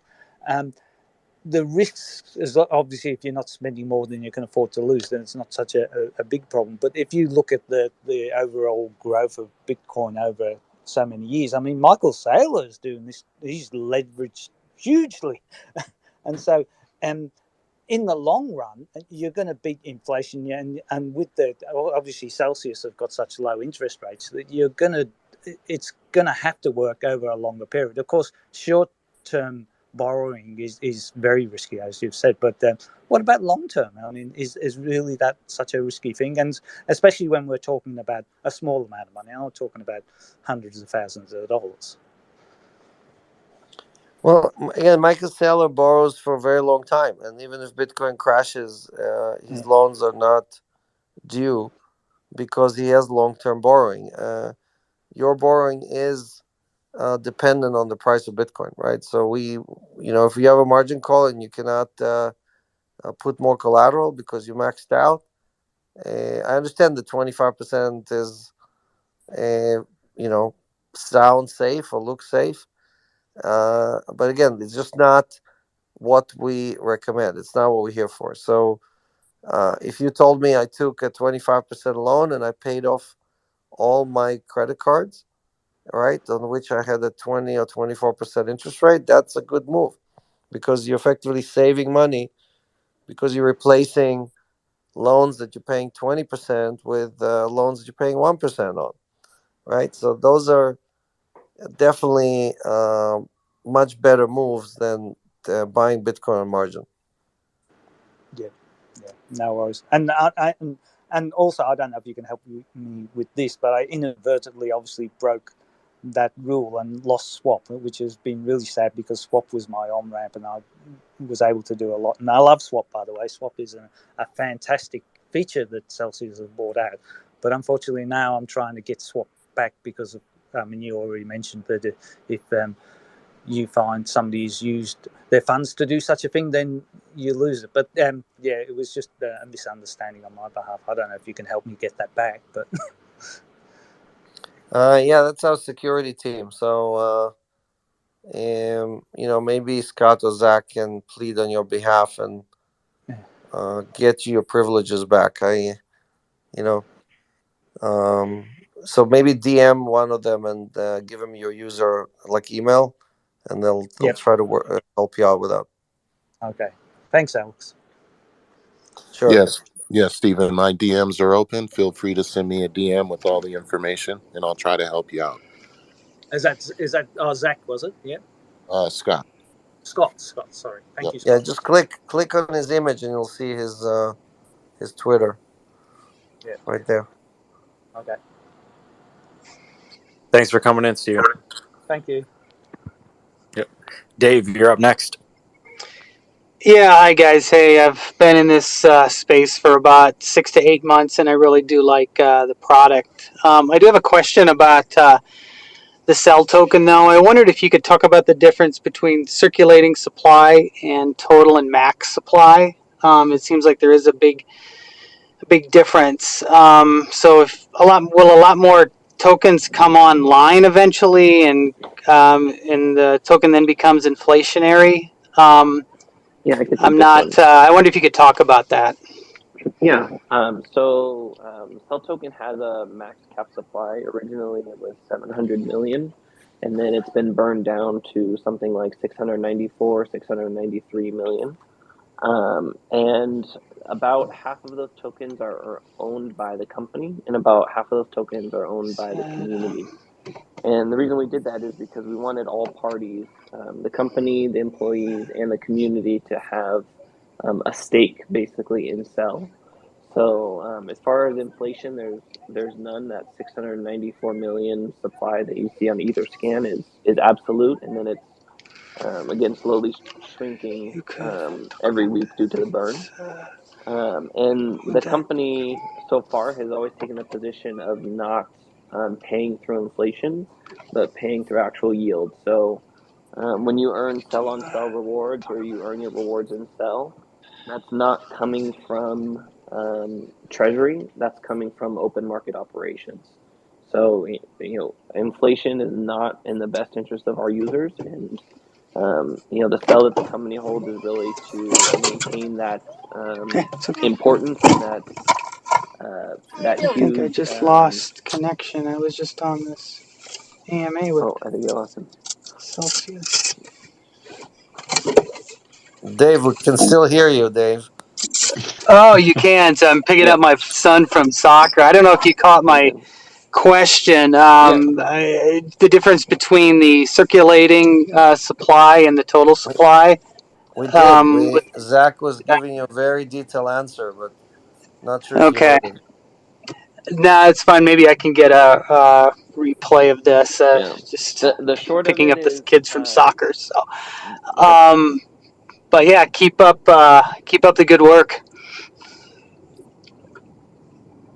Yeah, thanks for coming up, Dave. All right.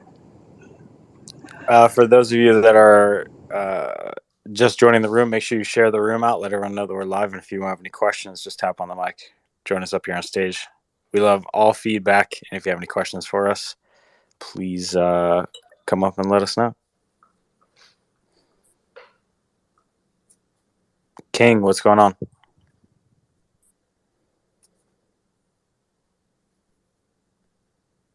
King, we can't hear you. Maybe try restarting the app. Restart the whole app and then request to come back up. Did you guys introduce Brian? Because I joined a We little did. late. All right. did. Well, briefly. maybe you should do it again because we have a lot of new people on the call. So maybe just give him the the cred. Yeah, I mean, I am the creative director at Celsius here, and like I was saying before, it's all of a sudden I'm a lot more interested in Twitter today. I don't know why, but yeah, I've been here almost 3 months and been touching everything from the branding to the credit card product that's coming out, and even helping sort of work on some product related features. And it's been a blast. It's amazing. So yeah, like if anyone else on the call was considering crossing the line, I can tell you as a former Celsius user, now Celsius employee, I'm loving it. Hey guys, can you hear me? Sure. Great. Yes, we can hear you now, King. And Brian, thanks for doing that. Great. So I came in a little bit late, started listening, but I just wanted to get everybody's opinion on, I guess Elon's plan. Essentially, he's taking kind of Web 2 version of Twitter and kind of bringing it to, Web 3. This is probably, correct me if I'm wrong, this is probably his biggest asset that he's bought pretty much. And does this mean that he can build, he could rebuild Twitter on top of a blockchain of some sort? Maybe it's on top of Lightning, or it could be on top of BTC. Does he convert Twitter to some sort of a social-oriented hot or cold wallet? What's the role of Starlink in all of this? And I'd love to get everybody's feedback. Thank you. Alex, you want to take that? Well, and I don't know that anyone knows what Elon wants to do with it, but he has. He obviously, you don't just go and spend $40-something billion unless you have a plan, right? So I mean, he's worth, I don't know, 250 billion. So that's something like 20% of his net worth that he's putting into a project that could be a foundation for something much bigger that he wants to do, right? And he already, I don't know if you saw the TED interview that he did. You can watch that on YouTube. There was a pretty recent interview of him talking about how he wants to open up the protocols and decentralize it and make the decisions or how things are restricted or enabled public, so everybody knows what was deleted or blocked or removed.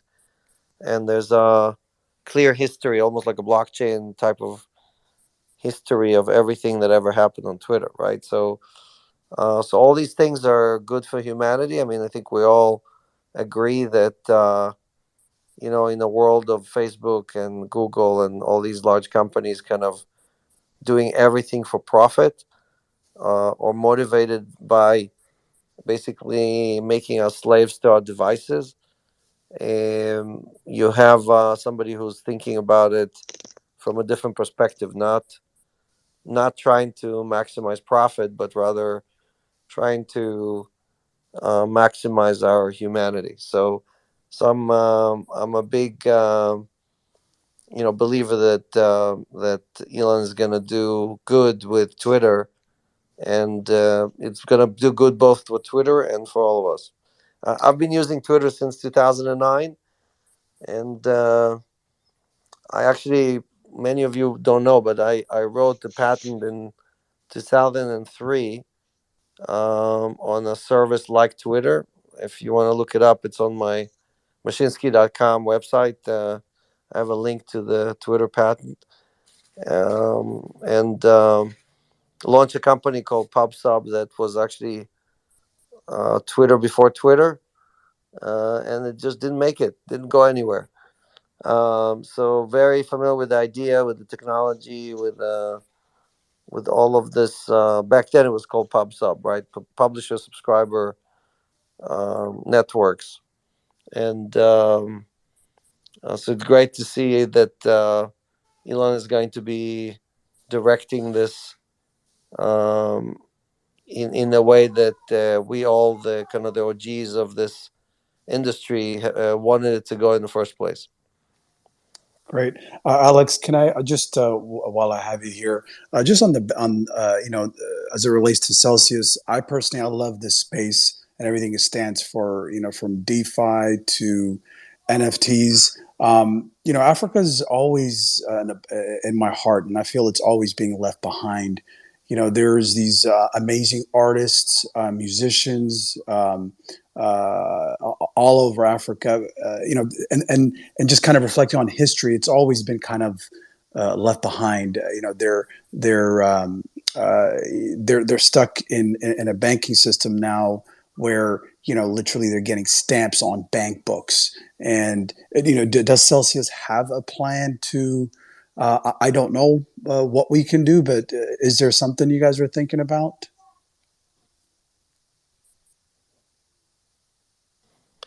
Well, so I don't know if you saw, but I think it was 2 days ago, the Central Republic of Africa, it's right in the heart of Africa, announced that they're accepting Bitcoin as legal tender.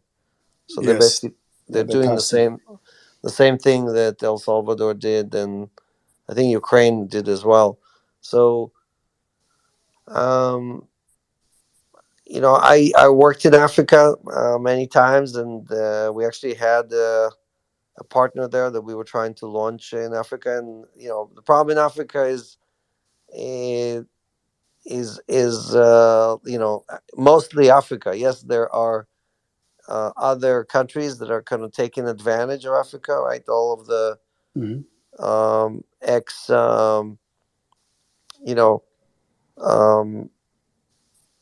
colonies of France, or colonies of UK, or colonies of whatever other countries, and their banking system is tied to France or tied to London or whatever, right? And so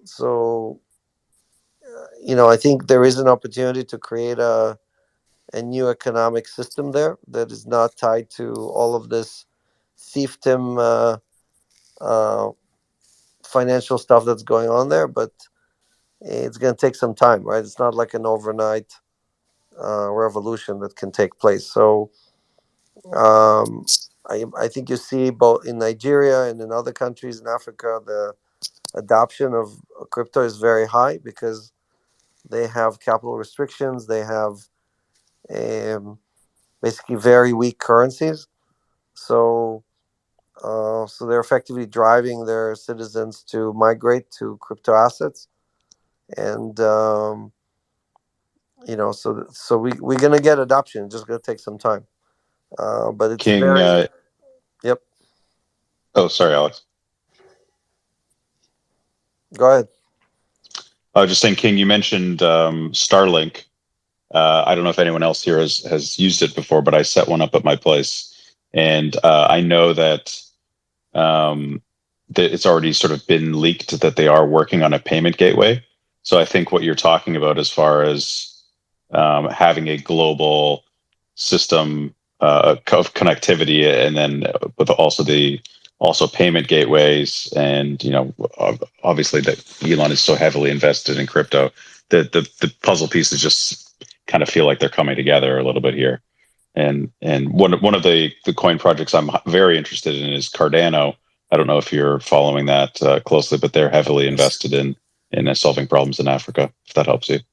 Yeah, no, I've been following it, keeping an eye. I just feel like the banking is something that's always left behind. But in any event, thank you so much for your time. It's been an amazing experience. Thank you.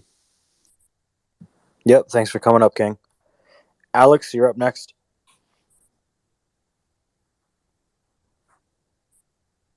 Alex Tamayo, make sure you're unmuting. He might have stepped away from his phone. Reagan, what's going on? Hey Josh, how you doing?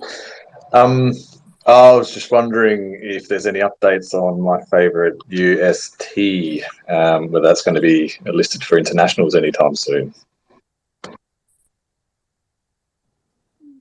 Yes, it is. I thought it went live already, so it's not live in the wallet.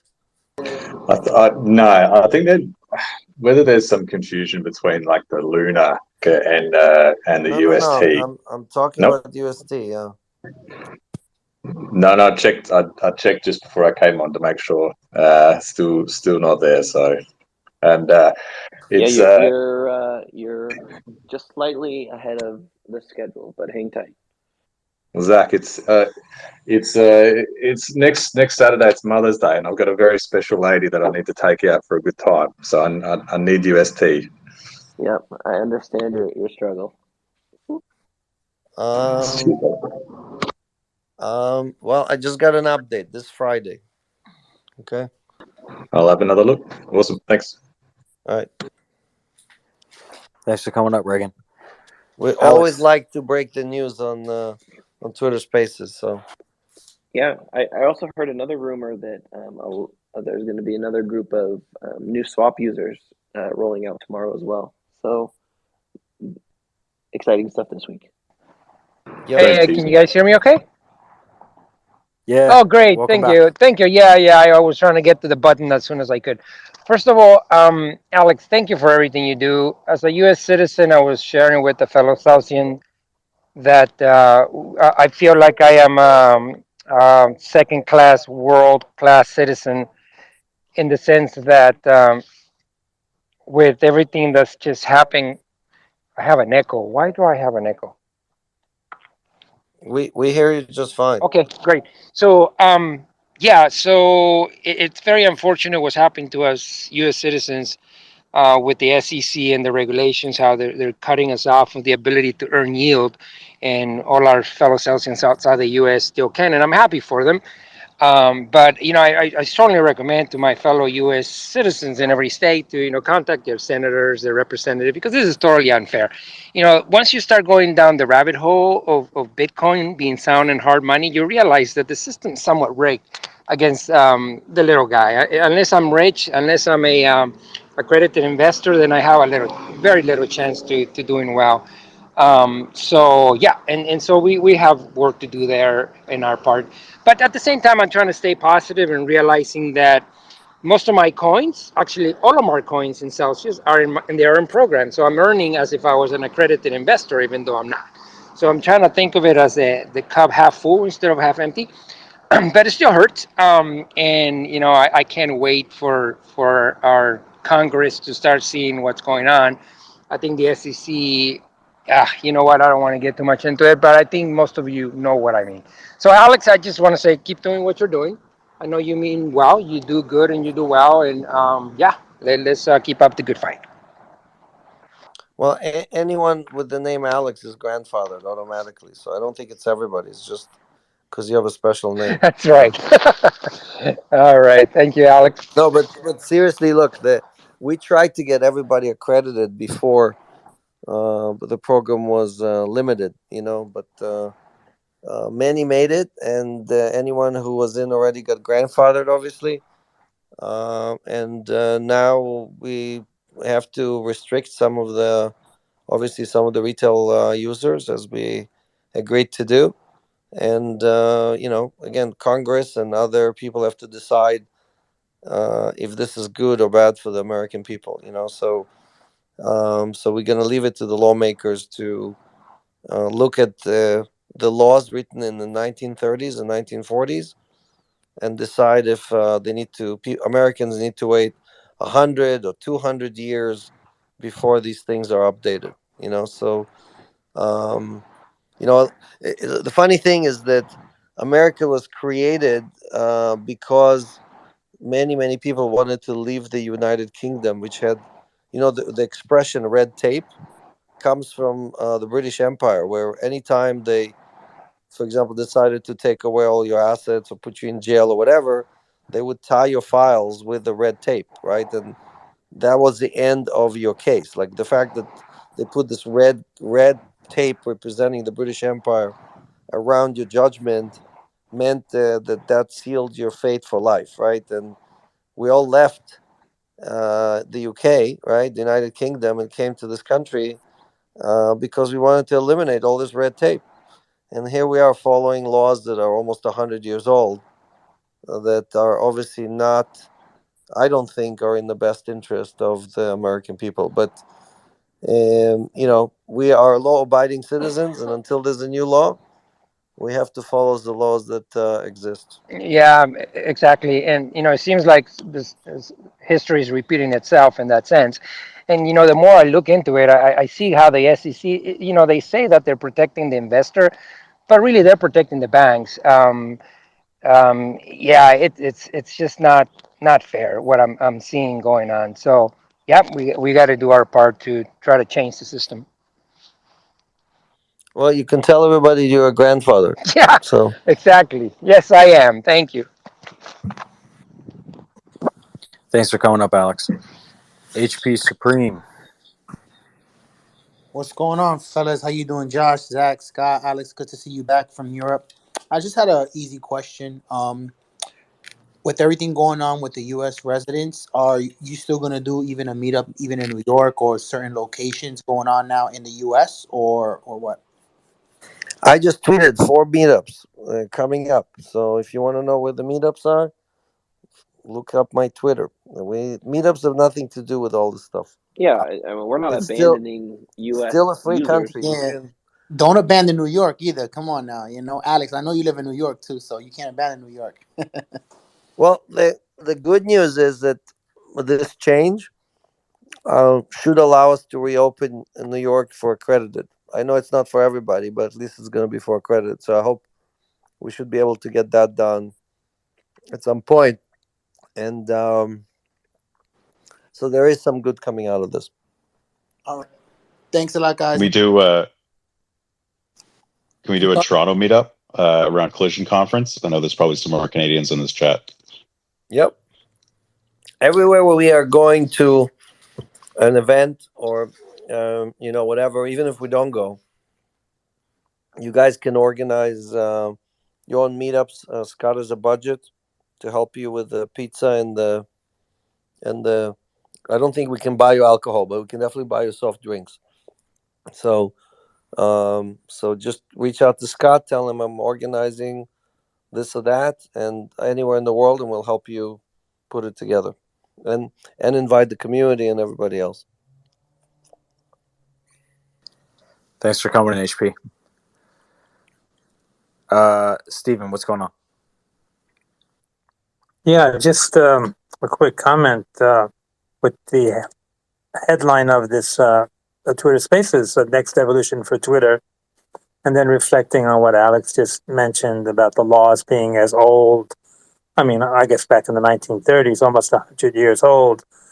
So I've been following a lot what Elon's been tweeting and his vision for Twitter. I mean, he just put out 1 or 2 tweets, but I read and study about the Constitution of the United States, which is, an amazing document. And I read and study what Thomas Jefferson said about certain subjects like banking, and he was very strongly opposed to central banks. So I just was thinking, like, maybe with this breakthrough with Elon Musk, and people have said that what we need is like a Constitution 2.0, like an upgrade on those documents. So who knows, maybe this new direction with Twitter, with all the different comments that people have made tonight and different things that are out on Twitter and different social media, maybe it's going to turn things back towards maybe being of the people and by the people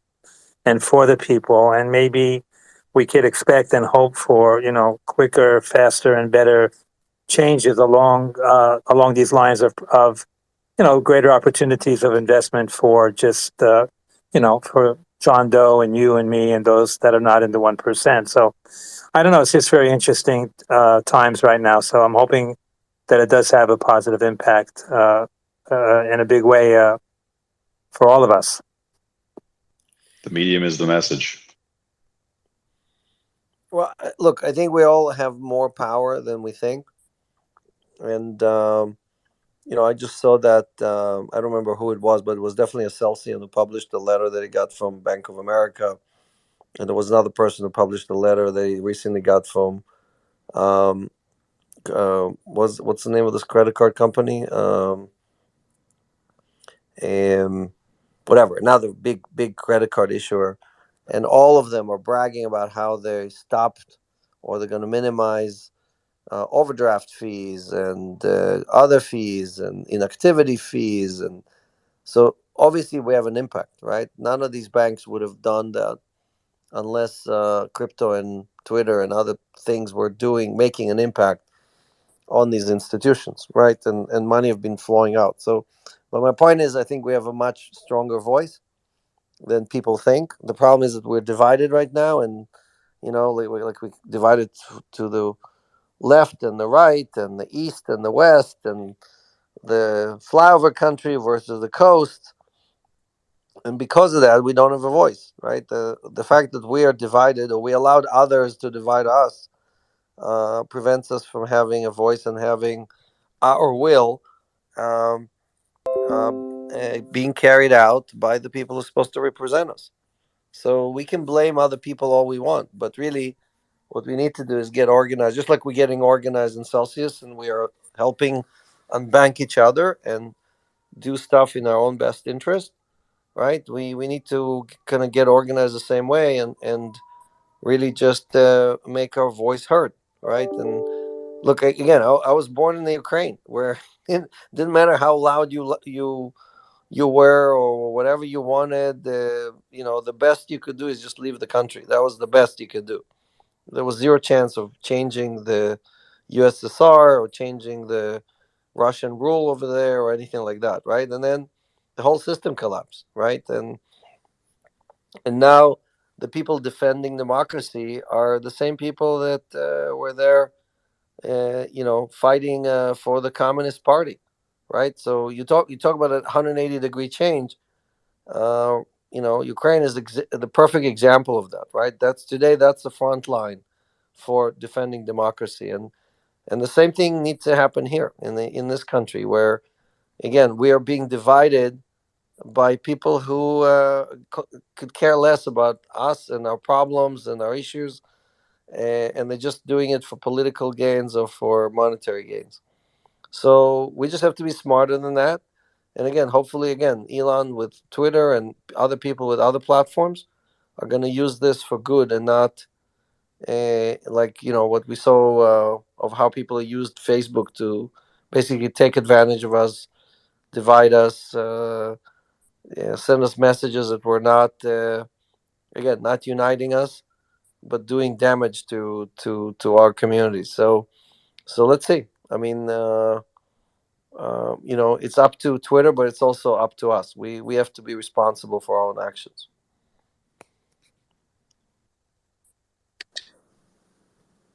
and crypto and platforms like Celsius are uniting us and making us, invisible people from all over the world in so many countries, all who believe the same, or at least have ideals that are very similar for individual sovereignty and freedom. That's becoming a very, like you said earlier, people are lobbying in the halls of Congress and other countries as well. So it's becoming a force to reckon with, and that's great. Did that conclude your thoughts up here on stage, Stephen?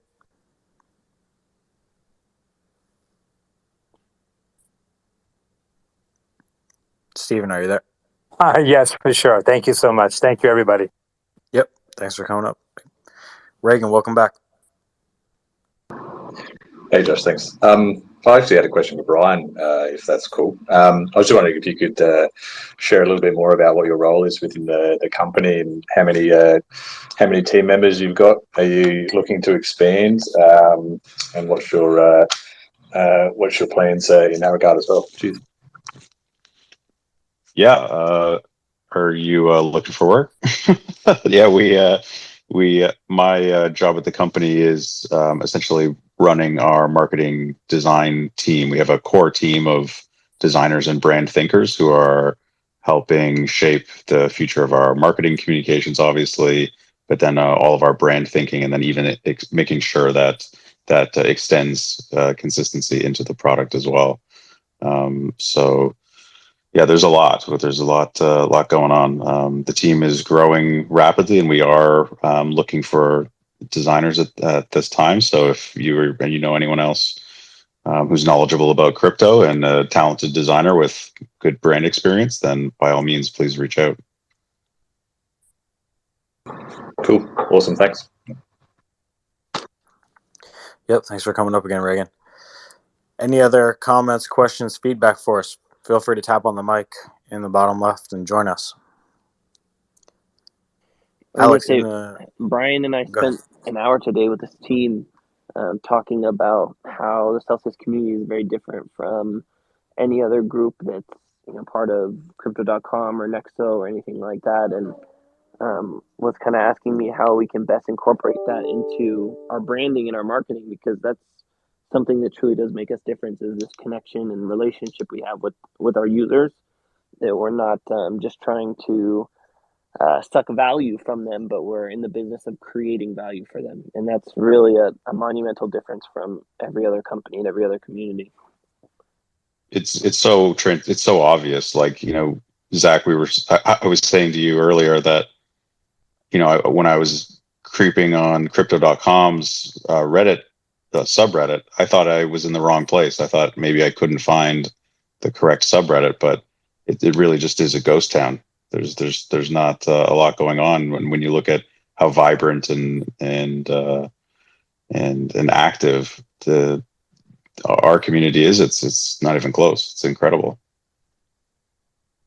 That's the difference between taking money from one pocket and putting it in the other, and adding money to everybody's pocket every Monday. Mm-hmm. Absolutely. Travis, welcome up. Hi guys, just a quick question. Paris blockchain with I think that was more company focused. I think more than retail. How was that, Alex? And what's the feeling like over there? Yeah, so we've been doing this show now for several years, and it's an institutional show, so it's mostly financial institutions, banks, service providers to the crypto community, like more to the kind of larger institutions. It wasn't a retail show, and people came from all over the world, but mostly from the different European countries, and it was inside the one of the kind of oldest buildings in Paris, the Bourse, or the stock market in Paris, and so it was great to conquer TradFi, for at least for a few days, and basically have crypto all over the walls and obviously inside and outside, and so it was great. And you had all the top guys there, CZ from Binance, and a lot of different people. Like in the speaker dinner, we had like I think something like 400 people show up. So definitely was a very busy event. About 6,000 people attended the conference. We had a nice booth there. We had also a lot of meetings, and we had an amazing meetup. So I think like 600 people showed up to the meetup. It was packed, like all the way to the street, and overall great event. I mean, it was great to meet a lot of Celsians from all over the world, and meet vendors and customers, and many new partnerships that we're planning to do. So very happy that it was like a long trip, because I was in Miami for almost a week, and then Paris for a week, and then I had to go to Israel for a few days. So it was almost 3 weeks of travel, back to back. But I got to spend time with also a lot of our employees who came into Paris from Serbia, from England, from other cities in Europe. So definitely was great to spend time with everybody.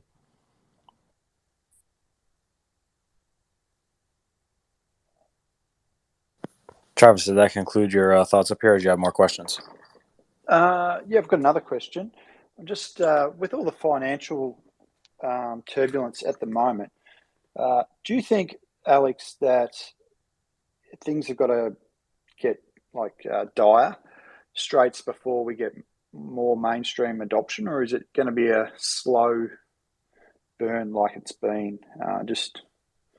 And has the recent announcement with the non-accredited being blocked, has that slowed down adoption in America? Well, look, the world has I don't know, 7.5 billion people that are need crypto, and maybe 100 million are using it right now. So U.S. unaccredited is a very small number out of that 7.5 billion, right? So for our mission, overall mission, it's not even a speed bump. It's more of like a pebble on the road, right? Obviously, it's not a good thing for our U.S. Retail customers. They can still use all the other services. They just can't use yield, but it's just a speed bump, So our focus is on the global community and on empowering. We will always say unbank the banked and then bank the unbanked.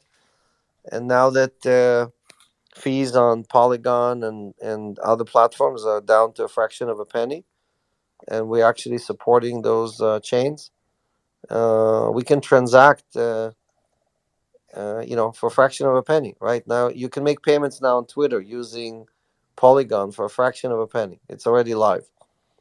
And it's just about people going and developing new applications that ride on top of it. And I think part of why Elon, for example, is interested in Twitter is because he understands that this could be, like if you want to replace Visa, well, all you need is to enable Twitter with crypto, and you can replace Visa or MasterCard or whatever, right? So these are launch pads for big thinkers, right? Companies like Twitter and others are just launch pads. So, so you're sort of saying that it's not the doom and gloom that will sort of drive people. It's more the killer app and the use case. Is that?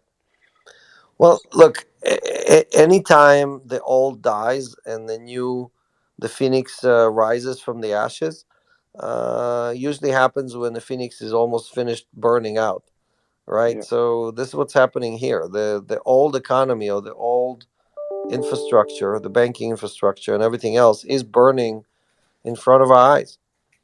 and all this debt and all of this inefficiency and all of the fiefdom systems that are structured all over the world. Again, I remind people that the major banks around the world have paid 240 billion in fines for illicit activity, for money laundering, for stealing, from lying to the government, for all this stuff over the last 10 years, right? That's how corrupt and bad the banking system is. That their fines are 240 billion. That's more than the GDP of many countries around the world, you know. So that's what we're trying to fix, right? We're trying to create a new system that hopefully is built for us in our best interest. And unfortunately, again, most of what you're seeing today in crypto is not acting in our best interest. When you pay 7% to buy coins on the Coinbase with your credit card, that's crazy. That's like, how is that supposed to be better than Wall Street? Do you pay 7% when you buy stocks or bonds? You know, so we're going backwards in a way. So if we're supposed to replace the existing financial system, then on all fronts we should be doing better than the current financial system. And frankly, I cannot say that almost anywhere on any level, right? There's no traditional financial bank or financial institution that offers its customers 100x leverage. It doesn't exist. It's illegal in every country. And yet there are a dozen companies right now offering you that for crypto, right? And again, that's a guaranteed recipe to wreck people. And every one of these people that wrecks leaves crypto forever. They lose all their money and they just go back to TradFi, and you're never gonna see them again. So all we're doing is recycling customers, we the crypto community. Why? Because we have greedy people who are sitting at the basically at the on ramps and making sure that they're stealing all this money from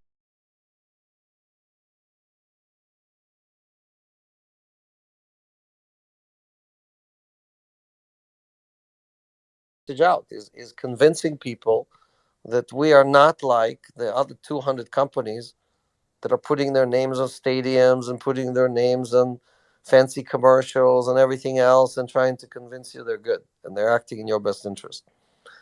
Just ask yourself, how can they afford to spend $700 million on a stadium? Where did all that money come from?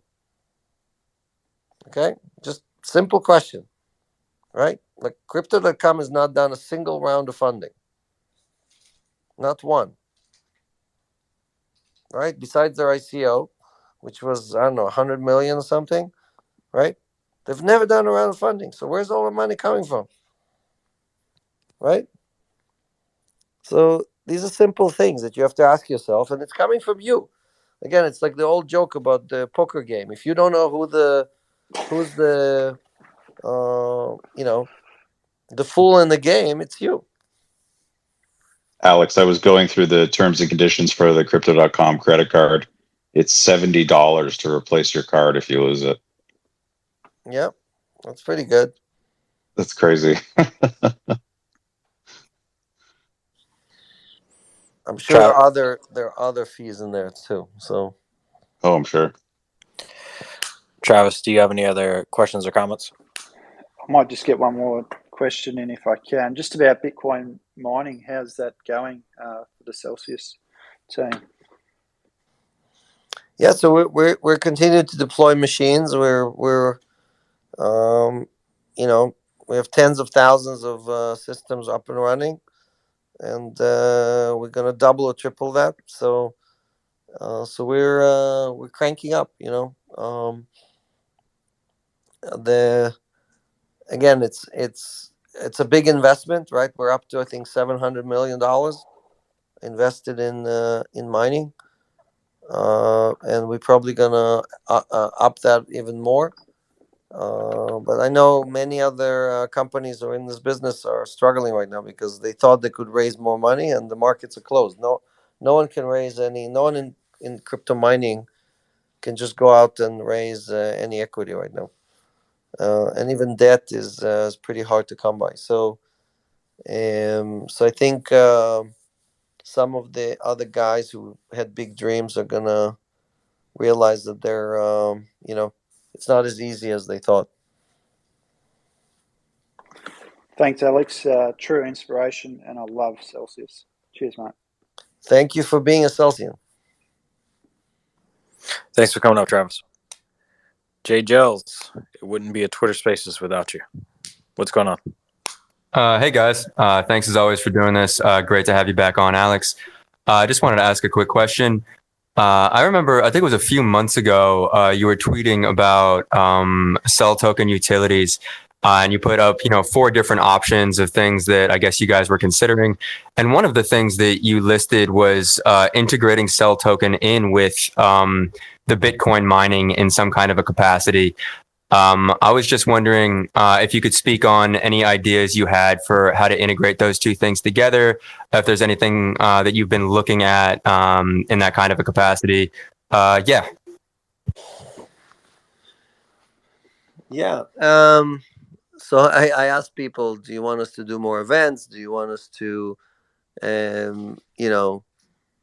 come up with more utilities for cell token? Do you want this? Do you want that? Or you just want higher yield? And I think like 78% or something of the people said, we don't want any of the other stuff. We just want higher yields, So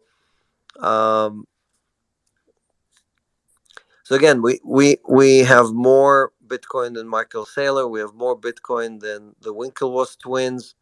We have more Bitcoin than many of the people you think of, who you think are the big whales in crypto, right? So Celsius is so big now that it's just very hard for us to keep squeezing more and more yield out of the system, right? It's just getting harder and harder. But so that's why we have to make very large investments, like again, this mining. And when you make this investment or that investment, it just takes time for these things to basically we have to make a return on the investment, and then the profit is what we can start distributing or using for the community, right? And as you know, most businesses, it takes several years before you get that return. You start making money on your investment. So just we are trying to tie all these things together, and we have very good strategies, very good plans, and the community just have to be patient with us as we scale these up. We're going to make some adjustments. Again, sometimes they're going to be to increase stuff. Sometimes it's going to be to decrease stuff. But like I said, it's not just Bitcoin, right? We're going to be, by the end of this year, we'll have over 100 assets on the platform, right? So we'll be adding many assets in the next few months, and make sure that we provide the service across the board to all of our members, and support as many of their holdings as possible.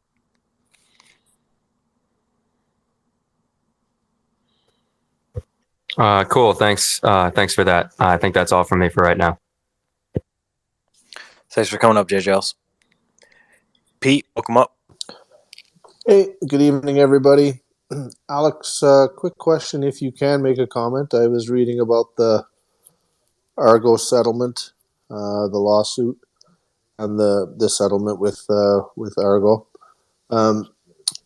Is there a percentage of the Bitcoin, or sorry, the mining investment that's actually brick and mortar versus leasing units with other companies? Is there anything you can comment on that, just to educate the community a little bit? Thank you. Yeah, I would say, I mean, we had with Argo, I mean, that wasn't a large amount. So I don't remember how many millions that was, but it was a very small fraction of our total investment. So if you're looking at it in terms of machines, it's, I don't know, 2-3% of our machines. So it's not a material thing and obviously again we had a dispute, we settled it, and I don't think we lease any of our machines right now. I think all of our machines are either bought or financed, but they're not. We don't have any leases right now. So, we do have facilities. So we have both. We use other people's facilities and we have our own facilities, and it really just depends on where we can get access to good quality infrastructure and electricity, and obviously make sure that we have access to maintain the equipment and maximize our yields. And I know a lot of people putting their machines in like all over the world and different places, trying to take advantage of like some people put machines in China and in Russia and in Kazakhstan and all kind of places like that. Where for us, political risk is unnecessarily risking our community or risking their future income. So we rather pay a little bit more and be in the United States and provide labor here. And again, we help develop the electric grid, right? Every time we interconnect, we're adding transformers and we're adding infrastructure and cabling and again helping with load balancing on the grid, and all these things are helping balance the grid. They help kind of create what the grid people on the grid love, which is like permanent load or a balanced load. Because what is hard for the grid is when suddenly there's a huge spike and then there's no activity for hours, right? That's very, very hard for grid operators to deal with, and they all always would talk to you about base load. Like, what is your base load? When the grid goes quiet, where does it kind of normalizes? And that's part of what mining provides, and we do that very close to the places where power is originated. And again, most of our electricity is from renewable sources. So if you think of wind or solar or other sources, those are, you want to consume that as close as possible to where it's generated. So this way, this load is not, the electricity is not carried over high power lines and then consumed, because then you are taxing the grid. So again, there's a good way to do this and there's a bad way to do this.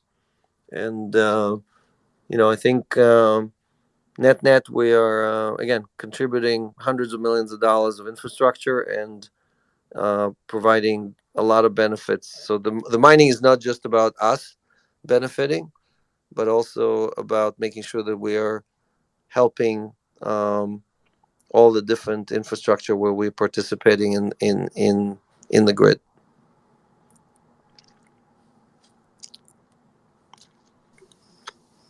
Excellent. Thank you very much. And I know the mining investment will take some time to pay back the initial investors, but is there an actual name to that stool of the leg for all the revenue? Is it Celsius Mining? Is there an official name to it? Yeah, that's the name of the entity, Celsius Mining. I don't remember if it's Inc. or if it's LLC or whatever, but it's Celsius Mining. Excellent. Thanks so much for the update. Appreciate it. Thanks, everyone. Yep. Thanks for coming up, Pete. And if you guys have any questions or comments, tap on the mic or feedback and join us up here on stage. Are there any other comments up here on stage? If not, I've got a question. Alex, earlier we were talking about inflation. It was very brief, but in the past, I've done some digging into this. In the past, they've had to double the inflation rate, double the interest rate greater or double what the inflation is. And obviously there's no way they could do that now because of the amount of debt that we have. So like, what are your thoughts on how they can actually slow down inflation? I've heard arguments that, our economy is much different now. We don't have a manufacturing base here anymore. So maybe inflation will slow down on its own. But what are your thoughts on that?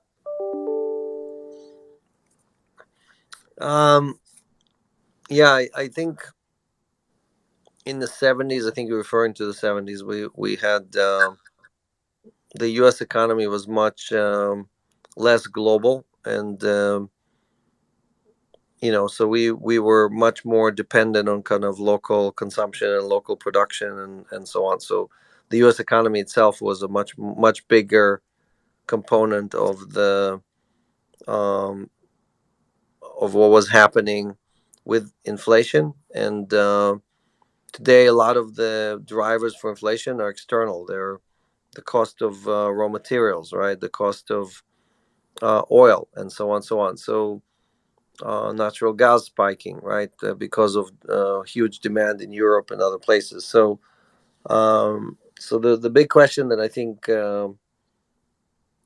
people are struggling to answer, and it's not just I think the Federal Reserve is struggling to answer, right? Is this transitory or not, right? So for a year now, they've been telling us it's transitory, and now suddenly they're chasing it with higher yield, right? Higher increasing the rates. So, I do think that it is transitory, meaning that we will see maybe another month or 2 or 3 of higher than normal inflation, but then we're going to start going back to that 3 to 4% where the Fed, I think, now is comfortable with, right? So the joke, is the cure for high prices are high prices, and we're already there. We have high prices for every raw material. We have high prices for oil, for gas, and the market does respond to that, right? People start producing more oil, more aluminum, more nickel, more of all of these different things because prices are higher, right? So, and that's usually lowers prices. So, I think on that side we're good. The piece we're not good at is again the labor force, right? You have whatever 35% of the population that just doesn't want to work, right? That's why your labor participation is at like 60 something percent, right? And so you have the largest retirement generation about to retire, right? They're just entering retirement now, and they're starting to leave the workforce in droves, and that's going to put a lot of pressure on the labor force and cause inflation, right? This is labor inflation. So you don't have enough workers. You're willing to pay more for new people, and you're basically creating inflation in the salaries that you're paying, and that is again, it's a good inflation because it's putting more money in people's pockets, but it's still inflation from a Fed standpoint.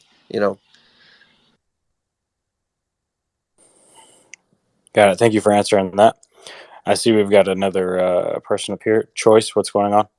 Hey everybody, my name is Brian Haney. I'm the creator of the ChoiceCoin DAO. We're an open source software project on the Algorand blockchain. Thanks so much for having me up here to ask a question. I wanted to ask about the impact of quantum computers on blockchain generally. Alex, I actually got to ask you about this maybe sometime last year, and at that time you said that there's still quantum computers were still too far away to have any sort of meaningful impact. And I'm curious, sort of just to follow up and learn or hear your thoughts, if anything has changed over the course of the past 6 months on that front. Yeah, so I don't think there's any computer that's close to breaking any of these. Bitcoin is by far the hardest one to break, but if there was a computer that could break any of these blockchains, even the proof of stake blockchains, it would have already happened, right? We would have seen either a 51% attack or an actual cryptographic break of one of these chains. So the fact that it hasn't happened kind of tells you that even the weakest chains or the newest chains that have the least amount of cryptographic density are too powerful for any supercomputer or any quantum computer. So, and again, a Bitcoin, these are not linear difficulty rates. So if Bitcoin is twice as old as Ethereum, right, as far as how old is the chain, that means it's 1,000 times more difficult to break than Ethereum. It's not twice as difficult, right? So it's a logarithmic scale of difficulty because each block creates more and more and more computing power that you need to break the chain. So, so I'm not. I don't see that as a threat anytime soon. And anytime soon, I'm talking about the next decade, right? I'm not seeing any way that somebody can create something in the next 10 years that will somehow break Bitcoin. They might break some margin chain or something that doesn't matter or something that's not being maintained. And many of the new chain that are being created have they're basically quantum resistant, or they have elliptical curve or other type of mathematical cryptography that prevents quantum computer from being effective in breaking their cryptography. So cryptography is created in many different ways, and some of these things you can just do with brute force, and some of these things you can't even if you had a giant quantum computer, it would not work, right? Because it's just the way the cryptography is created. So Bitcoin is not quantum resistant the way it's right now. The protocol itself is not quantum resistant, but many of the newer chains are.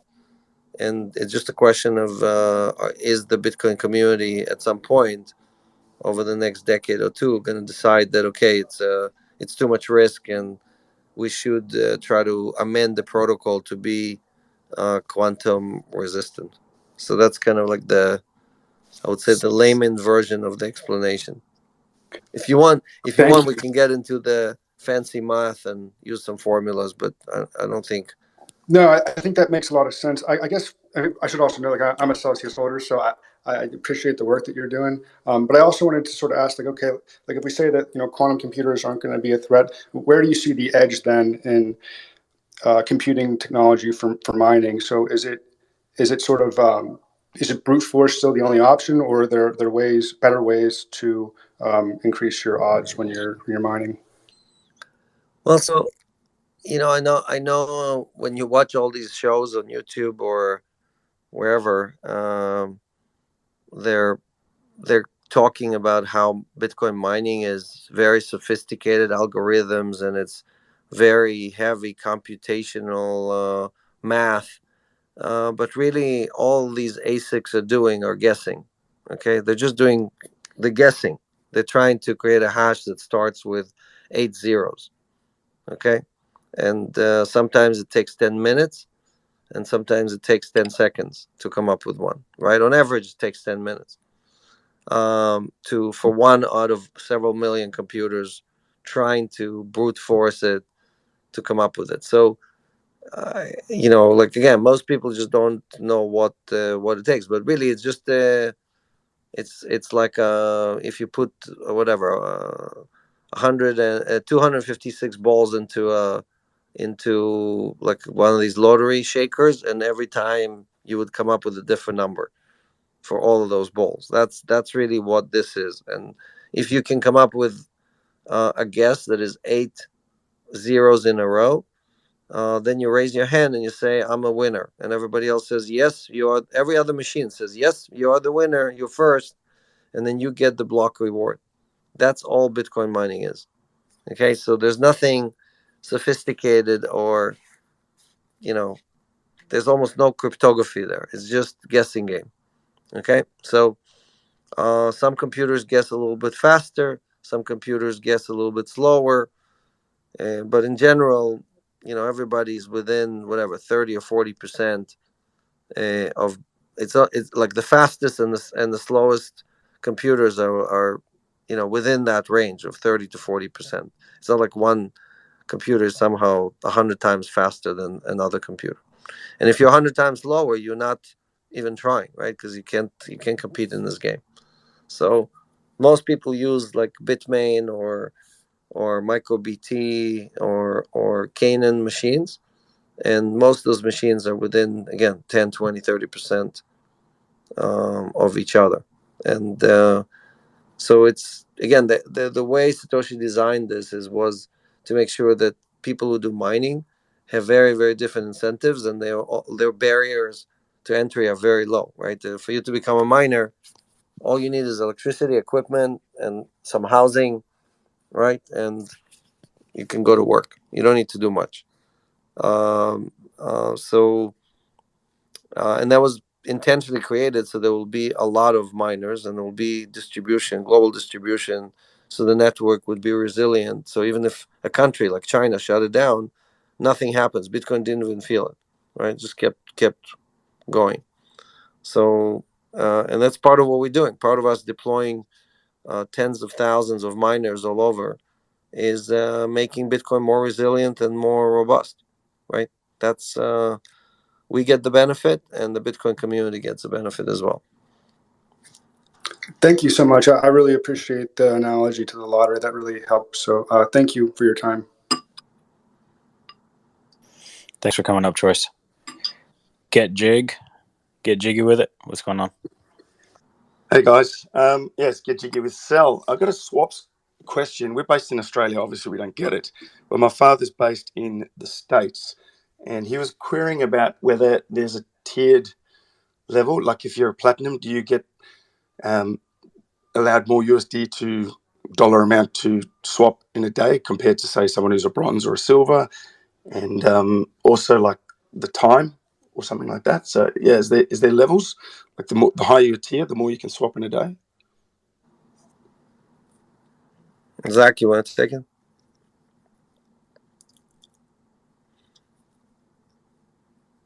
Well, Zach fell asleep. All right. Anyone else? Josh, you know the answer? Can you repeat the question, Jiggy? No problems. Sorry, Alex, go. I was asking about other tiers in the US for swaps, or is it just one platinum gets one tier? Sorry, yeah, like so. yeah. So for a bronze, I think it's silver or bronze. Silver, you get 35K a day, but does gold get more, or does platinum get more? Yeah, gold gets more, and then platinum gets the most at Do you know? 250,000. Do you know what the two are off the top of your head? Gold and platinum. I think gold is 100,000 and platinum is 250,000. Okay, cool. Thanks. That's all I needed to know, guys. Thanks very much. Sure. Yeah, thanks for coming. Get jiggy. All right, I'm gonna call it a night. Thanks, guys, for coming in, for sharing your stories and supporting the community. And again, our job is to do good and do well. Okay, it's fine to do well first, but now that you've done well, you have a job, you have a responsibility to also do some good. And the only thing we're asking you to do is to tell other people if it's working well for you or not. And again, support the community, help others, answer the questions, participate in the conversations, the meetups, the online events, the in-person events, and just, again, help us grow this community. Again, we're all participants in it. We all have equal participation. We're all basically earning the same, right? Some of us have a little bit more money than others in the platform, but we all get the same benefit, right? It's like a utility that we created for everybody. And again, what we need to make it resilient and make it grow is add more members and make sure that we can continue supporting everybody. We do have increased costs with all of the compliance and regulatory requirements. More and more countries are asking us to do more and more things. So we have to double and triple our compliance teams and call centers and everything else. And all that costs money. And for us to continue providing top tier services, the best way to do that is to actually increase the size of the community, because then we have more people participating, and basically the costs are divided more broadly across a larger number of participants. Right? We have more coins, we deploy more, we earn more, but the costs hopefully stay the same across a larger number of participants. So that's my only ask. And otherwise, again, thank you for being Celsius, and I'll see you on Friday on the AMA. Take care. Thanks, Alex. Yep. All right, guys. Like usual, we keep this open dialogue for you guys. Make sure you're following myself, Zach, and Scott, and Aziz. And we will catch you. I don't post fun stuff. Yeah, well, you're a good value add. So, yep. Hope you guys got something out of this. Make sure you guys catch us on the next one, and know that we keep these running throughout the day too, throughout the week.